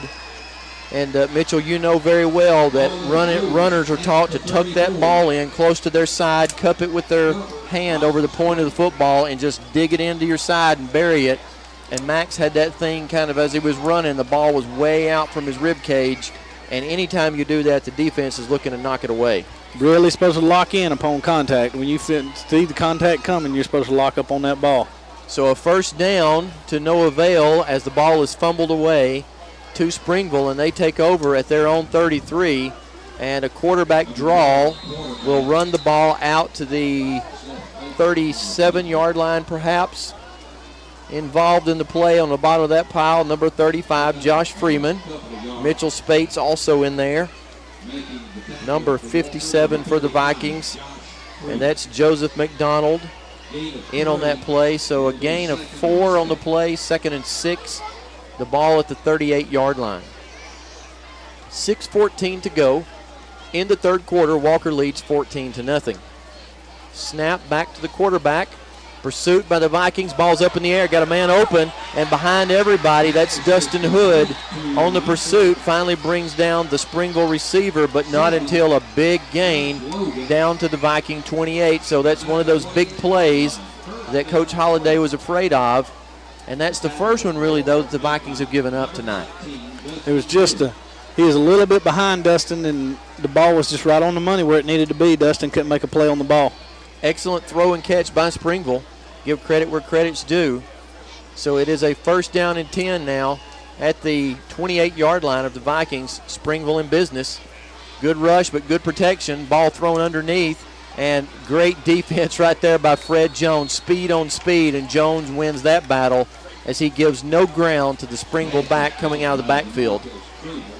The defense right here has got to swell up with pride and not let them get in the end zone and push them back like they did in the 1st half.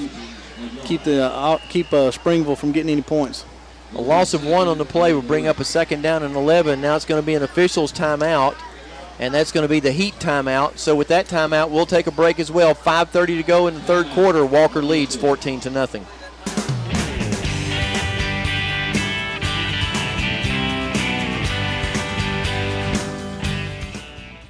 Back here live, Greg Tinker along with Mitchell Pittman. Walker leading 14-0. The defense so far pitching a shutout, and as Mitchell said, it's time for them to swell up a little bit here and keep that shutout intact. 2nd down and 11. A lot of time to throw. Got a man open, but the ball is thrown out of bounds. Miscommunication between the quarterback and his receiver, but good coverage on that left side by Jaquise Kirk, number 6. 3rd down now and 11, the ball at the 30-yard line, and I would suspect at this point, Mitchell, they're out of field goal range. I would assume they're looking at 4-down territory. They're not going to. I would assume they wouldn't try to punt from there to pin them deep if they did not make it here. 3rd down and 11. Here comes the rush. Throw across the middle. Good throw, good catch. Mitchell Spates there to stop the Springville receiver short of the 1st down. And what an incredible spot. Wow. The tackle made about the 25, and the spot's at the 22. He'll bring up a 4th down and 3. Mighty generous spot. And you might have overheard from the crowd some dissatisfaction with that spot as well. 4:50 to go in the 3rd quarter. Walker with a 14-0 lead, but Springville threatening after recovering a Walker fumble and then a long pass play moves them into position. There's a big hit. There's a fumble. Springville covers it. Walker's there. They're going to make the tackle, however. Hopefully. There's a pitch back. Now the Springville back has it, and he's out of bounds about the 34. Mitchell Spates is down. Bobby Tucker signaling they need to be on the field to check on Mitchell Spates. That was a wild and crazy play, Mitchell. That was when the Viking defender jumped to get on the ball, it ended up being in the Springville's hand, and it looked like they might rumble when they got around on this side for a lot of yards. Well, it was a good defensive play as Walker had a strong rush, and I didn't pick up the number of the person who hit the Springville quarterback, but they hit him before he could throw, so it was a fumble. And Walker had an opportunity to recover, couldn't do it. Springville picked the ball up. One of the offensive linemen began to, I was going to say scamper, but they don't really scamper, do they? They sort of rumble. Lumber along might be better. And then he pitched it back. And in the meantime, Mitchell got hit, and I believe he got his lip busted the way he was coming off the field, holding of his lip or maybe his nose. So Walker gets the ball on downs. 1st and 10 at the 33. Here's the quick pitch out to Lamar Stewart. And Stewart has a first down out to the 45-yard line. So that's where we like to see Lamar getting the ball, out wide so he can run out there wide and show off that speed. 1st and 10 at the 45 after the 12-yard pickup by Stewart. 4:21 to go in the third quarter. Walker leading 14-0. Defense held on, kept the shutout intact. Done what they needed to do to keep Springville out of the end zone. Here's the give up the middle. This one to Stewart as well, and mighty tough yards inside the hash marks. The going is rough in there. You just kind of got to bow your head and lower your shoulders and keep those feet driving and move along with the pile. Get in there and hope that the pile, your linemen are behind you, moving the pile forward. It's a pickup of 4, 2nd down and 6. The ball just shy of midfield. Actually, we'll call it a pickup of 5. So 2nd down and 5. An injured player on the Springville side. Looks like a cramp the way he's standing. You can see he's walking stiff-legged off the field. So there's no question there's a cramp probably in that left calf. And this will be the time of the game where we begin to see a good bit of that, particularly if one side of the ball stays on the field longer than another. And, of course, the Springville defense has been on the field virtually the whole third quarter. Yeah, they're like early in the game, the Vikings were on there, and hopefully that won't be the case in the latter part where you start wearing down, your body starts wearing down, and the cramps start taking place. Max Young, the quarterback, transfer from Curry High School. Jared Henderson, also a transfer from Curry, expected to be the starter tonight. Did not start, has not played. So it's been Max Young and Carson Roberts, and Max, give the ball to Burt. Don't run backwards, Burt. Keep on going forwards. Get what you can get. And that's one of those things when you're a fast back like Burt, you think if I can just slip one more tackle, I'll get outside and reel off a big play. And one of the things that will come for Burt is the maturity to know when to make that maneuver and when not to. And that time was a when not to. Should have kept going. Loss of 5 on the play makes it a 3rd and 10. So a throwing down here. Young under center, however. We'll see. Man in motion, Cameron Harris. And Young is rolling out. Got a man open, dragging across the middle, and that is Cameron Harris. And Cameron's going to have the first down, the first time tonight that Cameron's touched the football. Number 83, Cameron Harris. Cameron's a senior, 6'3", 192. Big, good-looking kid. And that time went in motion to the right, dragged back across the field as Young rolled away from the pursuit. And as a result, Cameron's open. Max hits him. It's a first down for the Vikings. Good play call. Yes, excellent play call, Greg. Cameron did a good job getting open. First time we've seen that call tonight, and it worked to perfection. Burt Bowers will receive the handoff, and this time, keep your feet, Burt. Come on, Burt. Just a step away from getting it into the end zone, and that's one where you go back to the huddle and you just are kicking your own self because you know if I could have just kept my balance, I'd have been in the end zone. Absolutely. He had nothing but green field in front of him, Greg. It was his own. I mean, he just couldn't get his balance back after getting knocked a little off balance. And nobody wanted that worse than Bert, I can guarantee you, because he's got to be saying to himself, maybe I carried that doggone thing all the way down the field on that last drive, and Fred got that one carry into the end zone. Yeah, I want this one. So Bert would like to finish it off. And nonetheless, it's a big gain to the 25-yard line. So good carry there by Bert Bowers, number 24, who's carried the load tonight, quite frankly. We would have expected it would have been Jones or Stewart, but it hasn't been them. There's that pass play that worked so well last year. Corey Wilkes to Royal Dura, and that worked time after time after time last year. And this time, Max Young to C.J. Harris doesn't quite come up with the ball and the first down. So good effort by C.J. and a pretty good throw, but good coverage as well. Yes, the DB, the cornerback was on him well, had a good position on the ball, just wasn't able to make the completion. So it's a second down now and 10 from the 25 as Young is under center. And this time he's going to give to Stewart. Stewart runs out of a tackle. If he can get a block, he may score. Stewart sidesteps a tackle, runs through another, and gets inside the 15 to about the 12. Good job by Max that time of getting back in there and helping Stewart. But there's a flag on the play way, way across the field. And what in the world could that be? No. All the way across the field where the action was not. I don't know, unless he was. It wouldn't have been thrown before they'd have blowed it dead, so had to be something on the trail in the play there.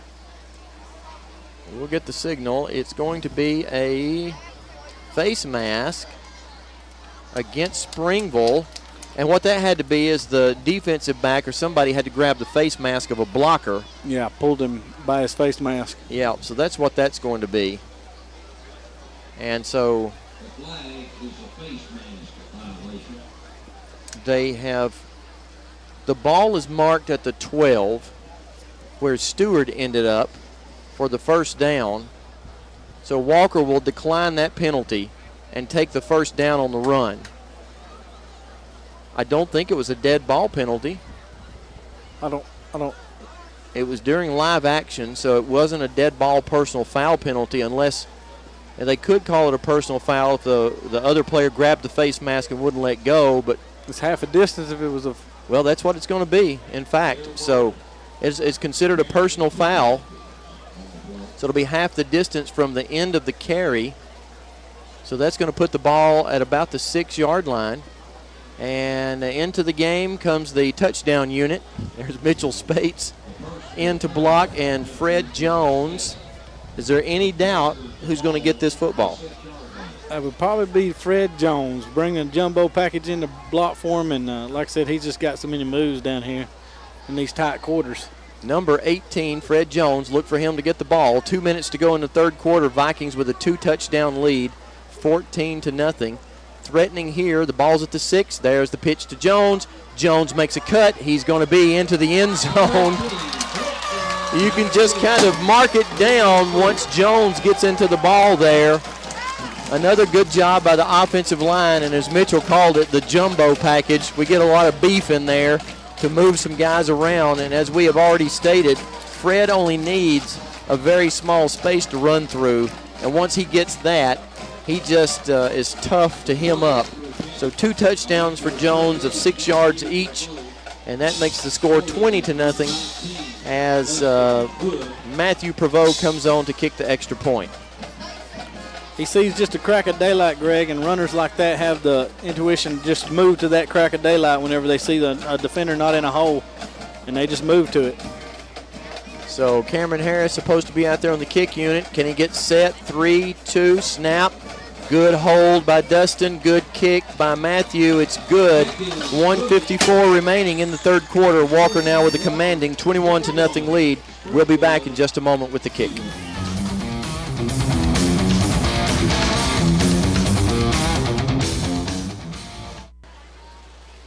Back to live action here at Gambrell Cairo Field.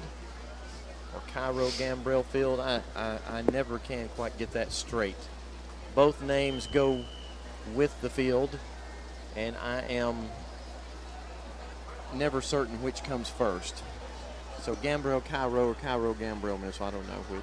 But we're back 21-0 as Walker leads, and Matthew Prevost set to kick.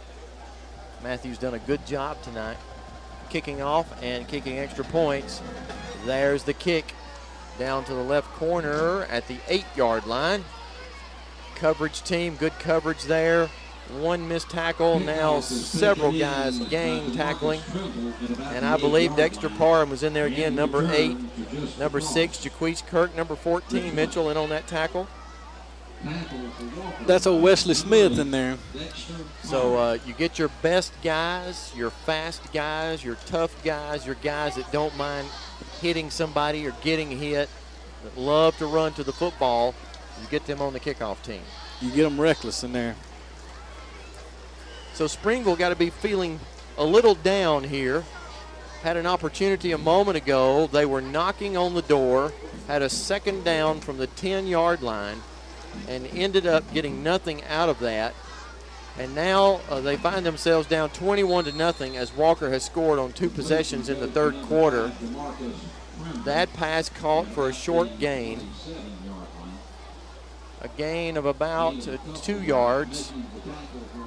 Actually, it's going to be a gain of about 4 from the 23 to the 27. So second down and 6 from the 27. A minute 15 to go in the third quarter. Springville back to pass, throw into the left flat. Good pursuit by the Vikings, but Springville will have a first down as Jamarcus Carey and Wesley Smith will force the Springville receiver out of bounds. So a good job over there by those guys to keep that from being an even bigger play, but the thing is you hate to give them that much room on that throw. Yeah, you don't want to give them too big of a cushion. Like I said, they end up, if they make the play, you've given up too much yardage to, they usually end up with the first down when you give them a big cushion. So it's a first down and 10 now from the 47 of Springville.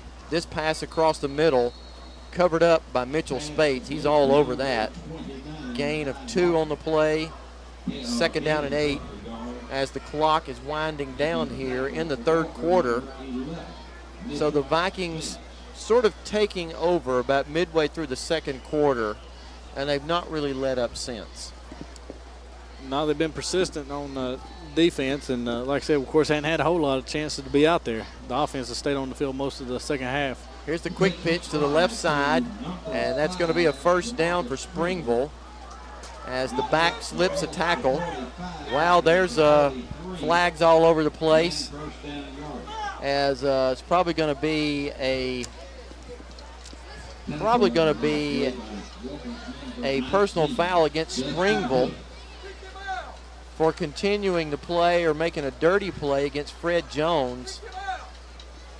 And you might overhear someone in the stands yelling, "Kick him out," and they're talking about the Springville player who took a cheap shot at Fred Jones as the play was away from Fred out of bounds, and one of the Springville players takes a cheap shot, and Coach Holliday is calling for the guy to be kicked out too. And he is. He got kicked out. He sure did.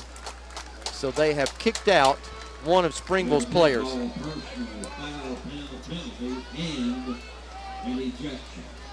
And that'll be number 53 for Springville, who is ejected from the game for play that was unsportsmanlike,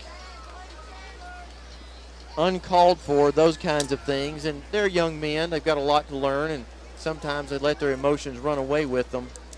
But you never want dirty shots or cheap. Play hard. Do all you can to play hard. Hit people hard. Go at it wide open, but don't take cheap shots. Yeah, Greg, and like you said, the tempers can get away from you sometimes when you're at this age. Well, it happens even in the pros or especially on the field of battle out here, but they just you can't take the shots like that. It's going to get you some pine time, and you're going to be in the coach's doghouse too. So personal foul against Springville. They had a first down, and that's another big thing. You got a drive going. You got a first down. There's absolutely no sense in doing what the player did in committing the personal foul. So instead of having a first down and moving the chains. They still do have a first down, but it's a first down, and, well, since they marked the penalty off from the spot of the foul, it will be a 1st and 10 because the gain was a first down. The penalty came after the first down, so that's how they're marking that off. And so it's a 1st and 10 from the 42 of Springville, but they would have had the ball about the Walker 44-yard line. That's a big turnaround. 15-yard penalty like that. You can't especially if you're fighting to stay in a ball game. And you lose a starter on the offensive line. Here's a pass, quick pass thrown. It's dropped. Good coverage by the Vikings. Joe Swanigan in there. Suchy, number 22, in on the play. Jonathan Suchy. So good job of coverage there by the Vikings. Number 99, Tyrone Dickerson around the ball. Good job by the Vikings. Good defense there. It'll bring up a 2nd down and 10 with 23 seconds to go. In the 3rd quarter, there's a throw out into the flat. Good effort by the Springville receiver, but the pass a little out of his reach. Dustin Hood on the coverage, C.J. Harris on the coverage, Fred Jones over there. Running to the football again, just like the unit did last year. That's a sign of good, consistent coaching, because if they're doing the same things this year they did last year, then you know it's a continuance of the good coaching that happened last year. The coach, I'm sure, has instilled in them that, Greg, like you said, to stay running the whole time. You never know what's going to happen, what you can cause when you stay running. So it's now 3rd and 10. Lots of time for the quarterback to throw, pass out in the flat, and you can rest assured that a couple of those shots that Dustin Hood laid on Springville's number 10 early in the game, he's thinking about that because that pass was plenty catchable, and it was almost like one of those things where he didn't quite want to catch it with his arms stretched out. He felt himself being a little stretched out too far and knew the defense was coming. He knew that the assassin was on the way. I don't know, since it's Dustin Hood, I may have to think of a D word, Dustin the Destroyer maybe. 4th down and 10, here's the kick. Wesley Smith calls for the fair catch and indeed has it at about the 33-yard line. 2 ticks of the clock away from the 3rd quarter being over. Walker with a 21-0 lead. Max Young doing a good job. Max started the game, had a little bit of a struggle early on. His passes, he was excited and his passes were sailing a little bit, just pumped up, that adrenaline was going. Max taken out, Carson Roberts replaced him for a couple of series. And then when Max got his opportunity to go back in, he was settled down and he's handled himself well. Yeah, Greg, he started out 0 for 4, and then he went in and hit the next 4 passes, and one of them for a touchdown. One of them was 44 yards and 51-yard touchdown pass. So he really settled down, got to his own. There's a flag.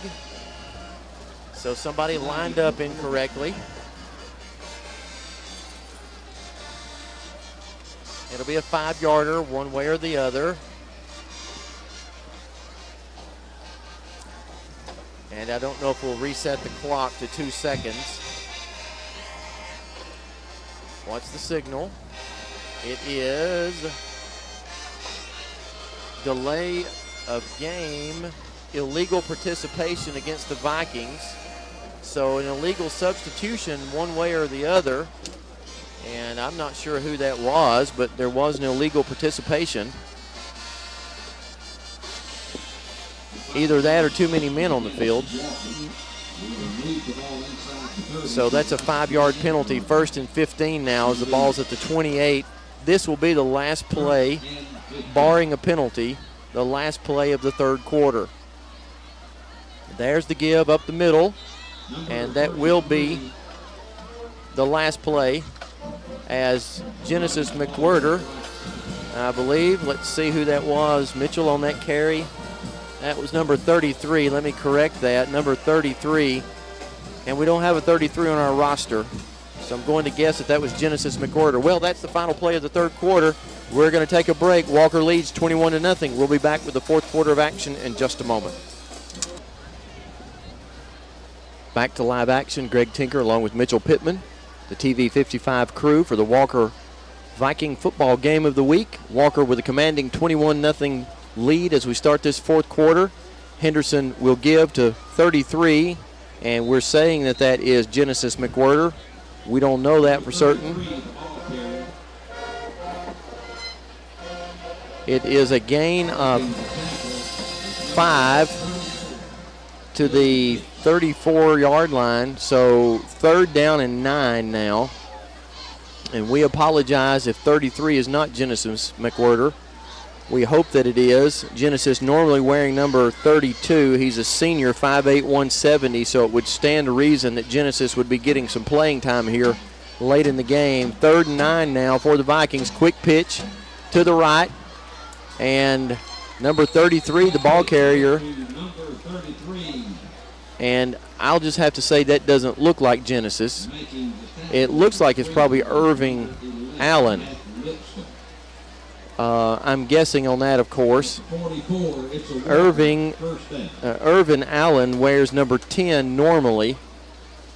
And so I don't know. We don't know who that is, but number 33 carrying the ball. It's a 1st down for the Vikings and a good carry. So what's that, Mitchell, the 6th back tonight that's carried the ball? Yeah, 6 back. So 6 ball carriers tonight for the Vikings. 1st and 10 from the 44, and again the give to 33, and so nothing doing on this. And I'm going to find out who that is in just a moment so that we'll know and can give him credit. So it is a no gain on that play. 2nd down and 10. The ball is at the 45 of the Vikings. Probably Walker content here to grind it out, Mitchell. I would think so. Move the clock. You've got a 21-0 lead. You got one in the bag. You might as well just keep it on the ground and grind the clock down. Max Young at quarterback. Nope, Carson Roberts in the game. Gives to 33.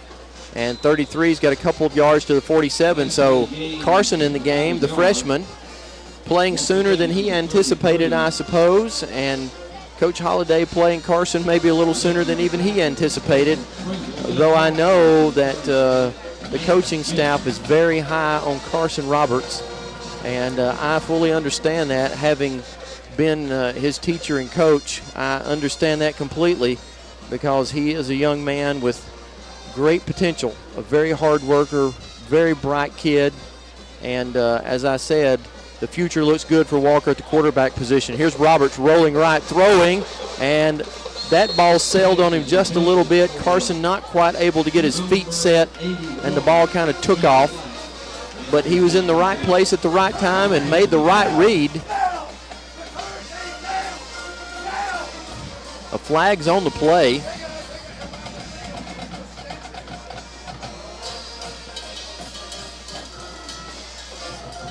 I don't know. Illegal procedure against the Vikings. So was that before the snap? Can they decline that? Well, Walker's going to get another chance, huh? Yeah, it will be.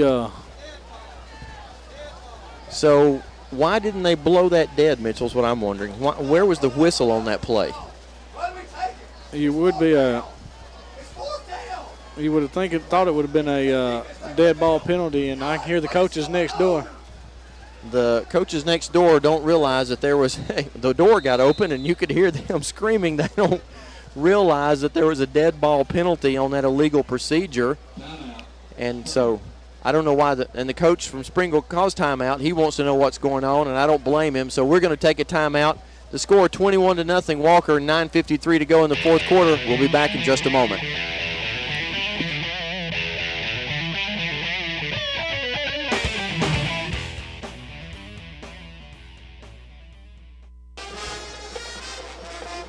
We're back here to live action. Greg Tinker along with Mitchell Pittman. Interesting last play, and we have found out that 33 is Malik Gaston. Max Young back in the game, and he's going to go down under pressure. We haven't seen much of that tonight. The pocket kind of collapsed on Max, and so he goes down under pressure. And I think that's is that the first sack of the quarterback tonight? Maybe the second one, Mitchell, tonight? Yes, it is the second one. So good protection all night long by the Walker defense, but that time Max taking only about a 4 or 5 yard drop, and so it wasn't a very deep pocket, and Springville was able to get in on top of Max and sack him. There's the snap and the kick by Matthews, And the punt is fielded, dropped, but recovered by Springville. Jaquise Kirk there right on top of the coverage. So a good job by Christian Matthews, number 16, to get that punt away.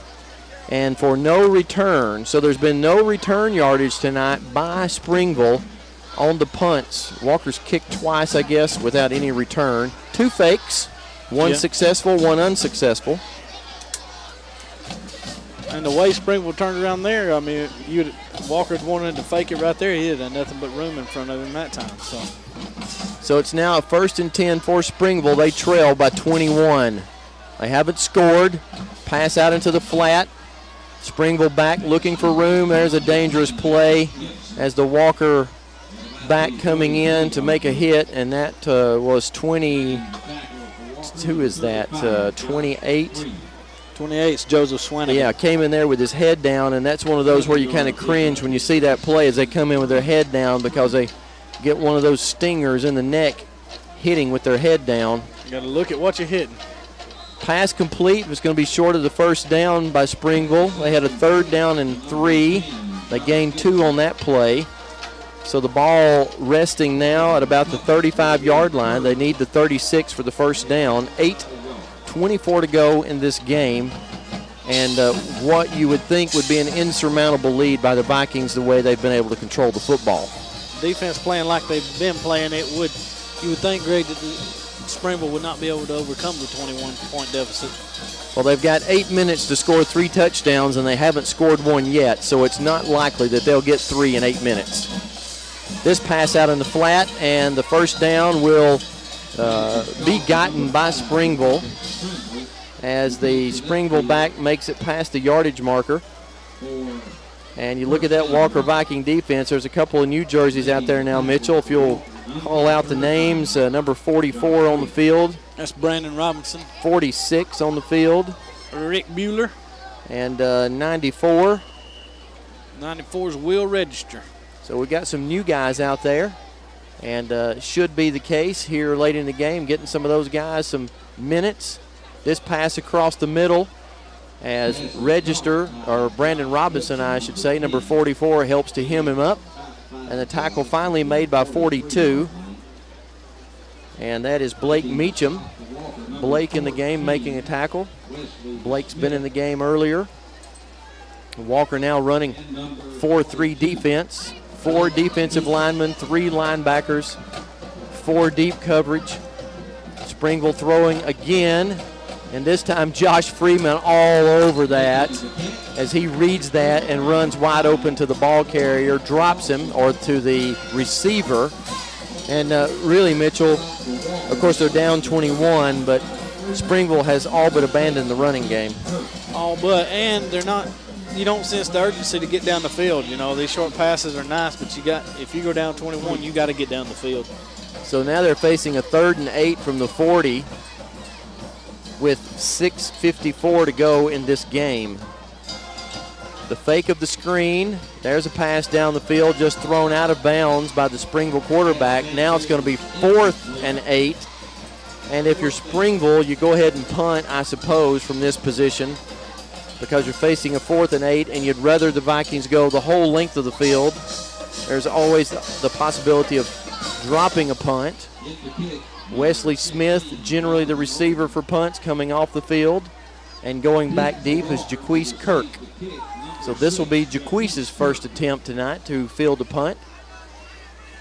Bad snap, kicks away, low kick, angling out of bounds. Jaquise doesn't get over there to stop the ball, and so it's going to take a great Springville roll down to the 17-yard line where it'll be 1st and 10 for the Vikings. Probably see young guys on offense from here on out. Carson Roberts will be the quarterback, I would imagine. We'll see Malik Gaston probably in the backfield some, and several other young guys. There goes Genesis McWhorter, number 32. So I suspected that we would see Genesis at some point. 75 in there, Greg. Kyle Lawson. Number 2, Drew Hernandez running onto the field. So some fresh jerseys. Going to get some time here late in the game. Carson Roberts calls his count. Genesis McWhorter, the ball carrier, both hands over the football, leading the way for him. Number 56 blocking up front for the Vikings, and that's Evan Amerson. So Genesis gets 2 yards to the, well, really maybe just a yard to the 18. So we'll call it 2nd and 9. 6:10 to go in the ball game. Walker with a 21-0 lead. A big first game for them, needing to win this first game to get a leg up in the region. Roberts calling his count. And he's going to give to Malik Gaston, number 33. And Gaston's going to be stacked up about the line of scrimmage. So there'll be really no gain there for Gaston on that play. A loss of a yard actually back to the 18. Not necessarily a problem for the Vikings, and it's time for the heat timeout. Let's see if the referee stops it. Yep, he will. So we're going to have a heat timeout. 5:31 to go in the game. Walker leads 21-0. We'll have a timeout. We'll be back in just a moment with more Walker Viking action.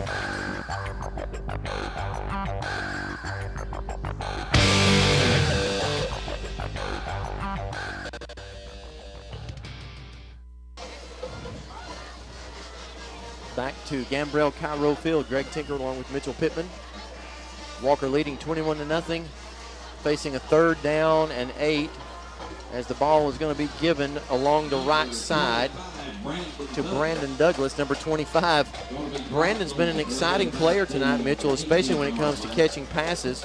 Brandon caught a pass early in the game, ran it down to about the 10-yard line before he was tackled and fumbled.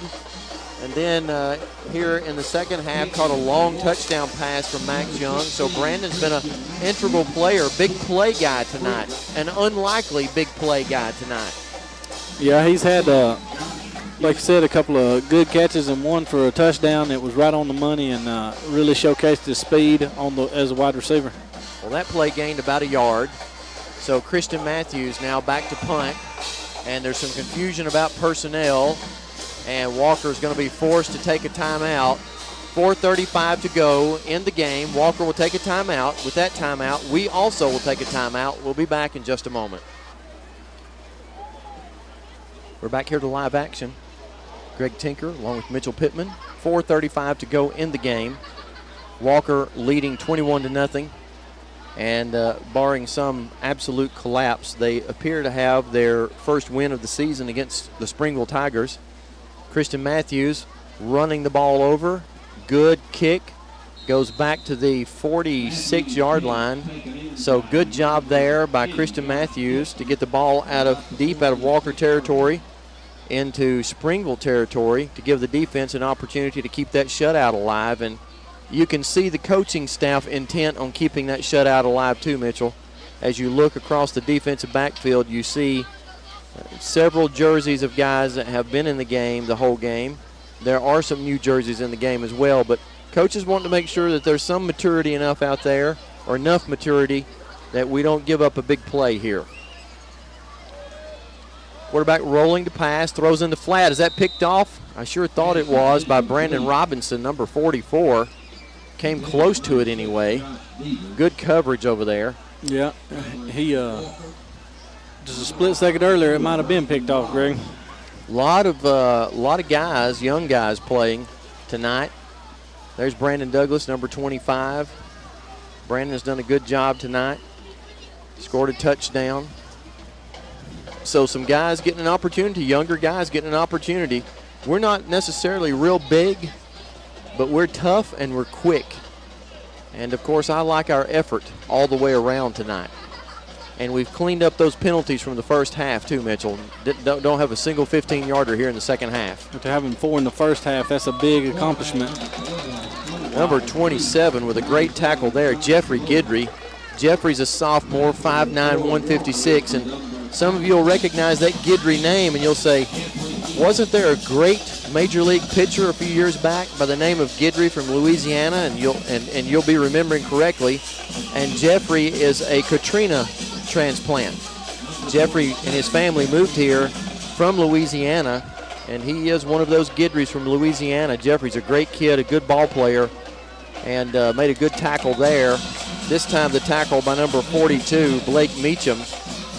So the defense still working hard. It's going to be a 4th down and about 5 for Springville. 3:31 to go in the game. Greg, the defense here, if they can preserve this shutout, that'll give them something to build on going into next week against Coleman, who come in here last year and beat the Vikings 35-7, and what was close at the beginning, and Timmons turned the game around for Coleman last year, and Coleman, of course, went on to the semifinals of the playoffs. Coleman, ranked number 3 in the state right now, will be coming in here, and Vikings be looking to avenge that loss last year. Big pass play there as the ball is thrown down the sideline deep into Walker territory, and now that shutout looking somewhat in doubt. And there goes Jaquise Kirk into the game, and out is coming Jamarcus Carey, who just gave up that big throw, that big pass catch. Yeah, Mitchell, Coleman, the Bearcats, a very respected football program now. For years under Mark Britton, they've been a really tough team, and so they're going to be coming in here next week and looking to continue their winning ways. Walker got a lot of work to do between now and next week to make sure that they're prepared. Last year, we had we had a win the first week and looked pretty strong, but then Coleman came in here, and really though, Mitchell, that whipping that they gave us last year was the turning point, although it was early in the season, was the turning point, because after that week, Walker was a very different football team. They grew up after that, taking that beating, and like I said, it was something that at first he thought they were in the game and was going to be a close ball game, and Coleman kind of walked away with it, and I'm sure the Vikings that were here last year would want to revenge that loss. Well, absolutely, and that was the week, in talking with the coaches, that particular week they had a Monday, what they call a come to Jesus meeting practice, where they kind of found out who really does want to play and who doesn't, and they found that out, and boy, we just got better week after week after that. Into the game, number 60 for the Vikings, Alex Quattro into the game. And there's going to be an offside penalty against the Viking defensive back as he ran up too close. And I do believe that was going to be Jonathan Gates' flag for that, as Jonathan ran up and broke the line of scrimmage. Got a couple of new guys in there, Mitchell, number 34. Number 34, Greg, is Caleb Kitchens. 27. That's Jeffrey Guidry. Let's see, 60, we've already talked about him. 91. 91 is going to be John Kennedy. So we've got some, I have to hand it to Coach Holliday. When a lot of coaches would put the starting unit back in there, he's not. They would do that to preserve the shutout, but he's giving these young guys an opportunity to play. That makes them practice a whole lot harder. Oh, my goodness. Is that going to be 3 offside penalties in a row? Indeed. So we got the young guys in there, and, you know, Coach Mansell, the defensive coordinator, is not going to appreciate that a whole lot with those young guys getting offside penalties like that. Yeah, he's not going to be happy about it. I mean, you got to.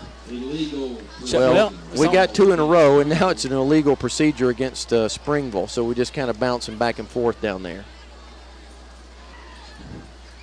But it's good to see those young guys in there, and good to see Coach Holliday giving them an opportunity. And as I said, you get them in the game, and they get a little taste of that. Next week at practice, they have a whole lot more incentive to work hard. Absolutely. They want to get in there and get some more playing time and prove that they can play. It's a first down and about 2 with the ball at about the 8-yard line. That looks like the gain is going to be close to the first down. Brandon Robinson with the tackle, number 44. Brandon's going to be a mighty good football player. Well, it's a second. Second and goal, I guess. Yeah, second and goal. There's the give to the Springville back, and into the end zone. Touchdown for Springville. Kind of a moral victory here at the end of the game, as Springville works hard to get their first score of the game. It comes with 1:41 to go in the game. Walker leading 21-6 now. So 21-6, the Vikings lead, 1:41 to go. I'm pretty certain that we'll see an onside kick upcoming here from Springville. So the Walker coaches be talking to their kick receiving unit about that. Springville going to go for 2. And they will do so with the quarterback out of the shotgun.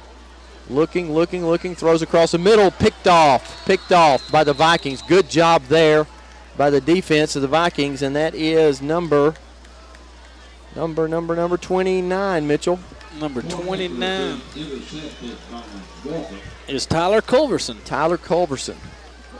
Had the privilege of coaching Tyler in baseball. I know his dad. That Culverson family moved in here from the parish community.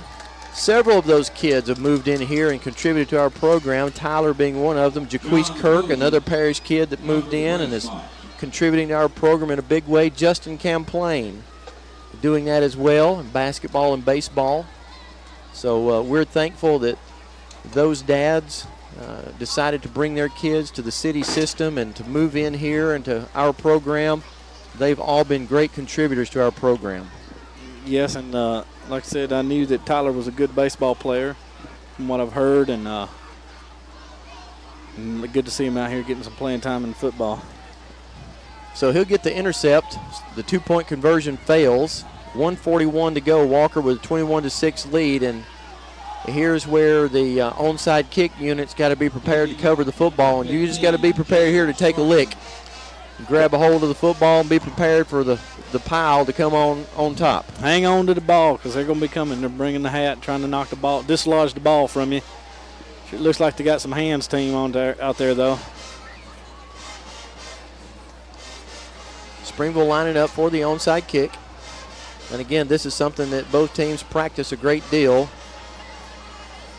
And there's the coverage by C.J. Harris, who does an excellent job getting the jump ball at about the 49. C.J.'s a basketball player, and it looked like he was jumping up for the jump ball there. Yeah, you think if he'd have come on down on his feet, he'd have come around here for a touchdown. But you know what? You're taught to just go ahead and cover it, but you're right. Yeah. C.J. probably could have taken that one and just taken off and going a long way. Probably wouldn't want to deal with the running come Monday. Probably not. Even if you do score, you're in the wrong. So. Well, it'll be interesting to see here whether Springville uses the timeouts that they have remaining to try to stop the clock. If Walker can run off a first down or two here, then this game will be history.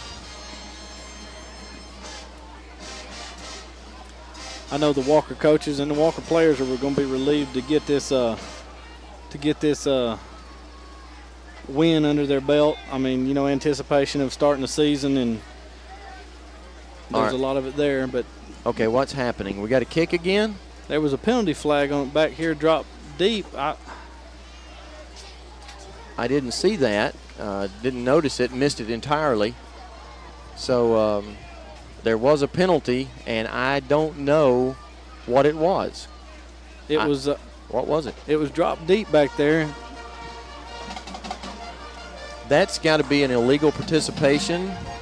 Too many men on the field. That's what I would assume. They maybe had too many men back there, but because that's the job of the head referee behind the play is to count, and so he must have counted too many men on the field. So let's count now. 1, 2, 3, 4, 5, 6, 7, 8, 9, 10, 11. So there's 11 on the field this time. Took a little while for that penalty to. All right, but now the penalty is being called on Springville. Maybe they had too many. Maybe they had too many. Well, they've got 1, 2, 3, 4, 5, 6, 7, 8, 9, 10, 11 now. Both sides have 11, so that shouldn't be a problem. But I don't know. Don't you get an opportunity to decline that after the fact? I guess not. It had to be whatever. I don't know. There's a deep kick, and that's why we had somebody back there, and that's Fred Jones. And Fred could likely break one Nope, not going to happen. Good coverage by Springville. Fred ran too long in the same place that time. But that's all right. 1:29 to go, as that took about 8 seconds off the clock. So now 1st and 10 for the Vikings from the 28-yard line, for their own 28. Well, Mitchell, next week will be a different story altogether. Next week against Coleman is going to be a battle, and we've got to have a good week of practice to get ready for the Bearcats. Absolutely, and I'd like to see hopefully a good turnout next week from the crowd, knowing what they got coming in here, the number 3 ranked team in the state. I'm sure that depending on how they do tonight, but ranked number 3 in the state coming in here next week. A region foe who's been a tough region foe for Walker. Of course, Coleman has turned into a baseball powerhouse. And earlier tonight I saw Shannon Fondren. Shannon Fondren had been the baseball coach at Curry on 2 different occasions. And so I talked to Shannon tonight. Shannon has traded jobs and is now at Coleman as one of their assistant baseball guys. And they are known for their baseball program, for certain. Bad snap. Carson handles it and is going to go down as he hangs on to the ball. 37 seconds to go. So by the time they get this melee sorted, I doubt that we're going to have one more snap. One more snap of the football. So, well, will we? Let's see. Yep. Because the play clock is at 17 and the game clock there's 2-second differential. So there's got to be one more snap, but that's going to be it, and Walker's going to win this game. So this snap will do it, ladies and gentlemen. Walker's going to start this season like they started last season, with a win. And that's a good thing. Well, there's the ball. Let's let that be the ball game, guys. Come on, referees. Let's let that be the ball game. And I think it's going to be. Let's see. Are they going to allow it to end? Springville's ready to do that. Let's just call it a ball game. Let's not put the time back up there. The ROTC believes it is. They fired the cannon off. So what are they going to do? Are we going to have a snap? Delay against Walker. And they're going to force the snap. Probably so. Looks that way. Yeah. So integrity there by the officials, because the play clock did run out before the snap was made, so it was in fact a delay, albeit a 1-second delay, but it still was a delay of game. So we'll line up. There'll be a snap. I would think that Carson would take this one under center. He is. All he's got to do is touch the ball, take a knee, and this ball game is over, and Walker is the winner. There it is. The Vikings have won this ball game, and they did so in good fashion and without the expected starting quarterback tonight, Mitchell. You might as well just say Lamar Stewart, the starting tailback last year, didn't play a whole lot. Fred Jones, a starting tailback last year, didn't play particularly a whole lot. So they did it basically with a backup quarterback and a backup running back, and it worked. They win tonight 21-6. We're going to take a break. We'll be back here in just a moment to wrap things up from Gambrell Cairo Field. We're back here to wrap things up. Greg Tinker, along with Mitchell Pittman and the entire TV 55 crew, bringing you Walker football action all season long. And week 1 is over. The much anticipated week number 1 is over. The coaches love to play this game. The players love to play this game because they're tired of pounding on each other. You get all those first game jitters out of the way. You look at the film. You say, what did we do well? What did we not do very well? And then you get ready to go. Mitchell, what did we do tonight statistically? Well, Greg coming up once they figured out they could run the ball. Bowers, ended up with 94 yards on the night. Greg he didn't end up with a touchdown, but Stewart ended up with almost 90 yards himself, and Jones ended up with the 2 touchdowns and ended up with about 40 yards on his. So, and like you said, he used about 6 different backs tonight, and Max Young come into his own, was 0 for 4 when he started out, and then he hit 4 straight passes, ended up 4 for 9, and then Carson Roberts in there. He was 2 for 5. So not a real good night passing, but like I said, it developed. I mean, you start out slow. It's the first game of the season. Everybody's nervous, and it turned into a little something better towards the end of the game. And the move the ball well on the ground, and hopefully we can keep that string up next week. Well, the defense certainly came through tonight and played exceptional football and had the shutout going until the last couple of minutes of the game when a lot of the reserves were in and Springville finally scored. But, boy, did that defense ever come up big tonight in certain areas. One of the things, obviously, we got to work on are the turnovers. We did turn the ball over a little bit too much. We got to do a better job of holding on to the football. But when you look at this thing overall, Springville coming in with a lot of returning players, Walker with a lot of question marks tonight, only 3 starters returning on offense and 3 on defense. A lot of unanswered questions. I think those were answered tonight. We had some guys that stepped up and played big-time football. Yes, Greg, and if they can keep those 15-yard penalties under control and play with a lot of discipline like they did in the second half, then hopefully everything will be all right on that. I'm sure the coaches are not happy with those 4 15-yard penalties, and they'll work to resolve that. Well, we certainly didn't have them in the second half, and that is one of the things that you don't want to do. You don't want to beat yourself. You want to make sure if you are beaten that you're beaten by your opponent and not yourself. Well, we're looking forward to this season. Next week is a huge game here at home at Gambrell Cairo Field, 7 o'clock. The Coleman Bearcats are coming in. A lot of incentive to have a huge crowd here next week. So those of you who are watching the broadcast, tell everybody else, tell your friends, bring somebody else next Friday night, and let's have a packed house for the game against the Coleman Bearcats. The number 3 team in the state coming in here. We really need a big crowd and get a big win next week and get in the driver's seat in this region that we're in. So for Mitchell Pittman, I'm Greg Tinker, and for the rest of the TV 55 crew, we bid you good night.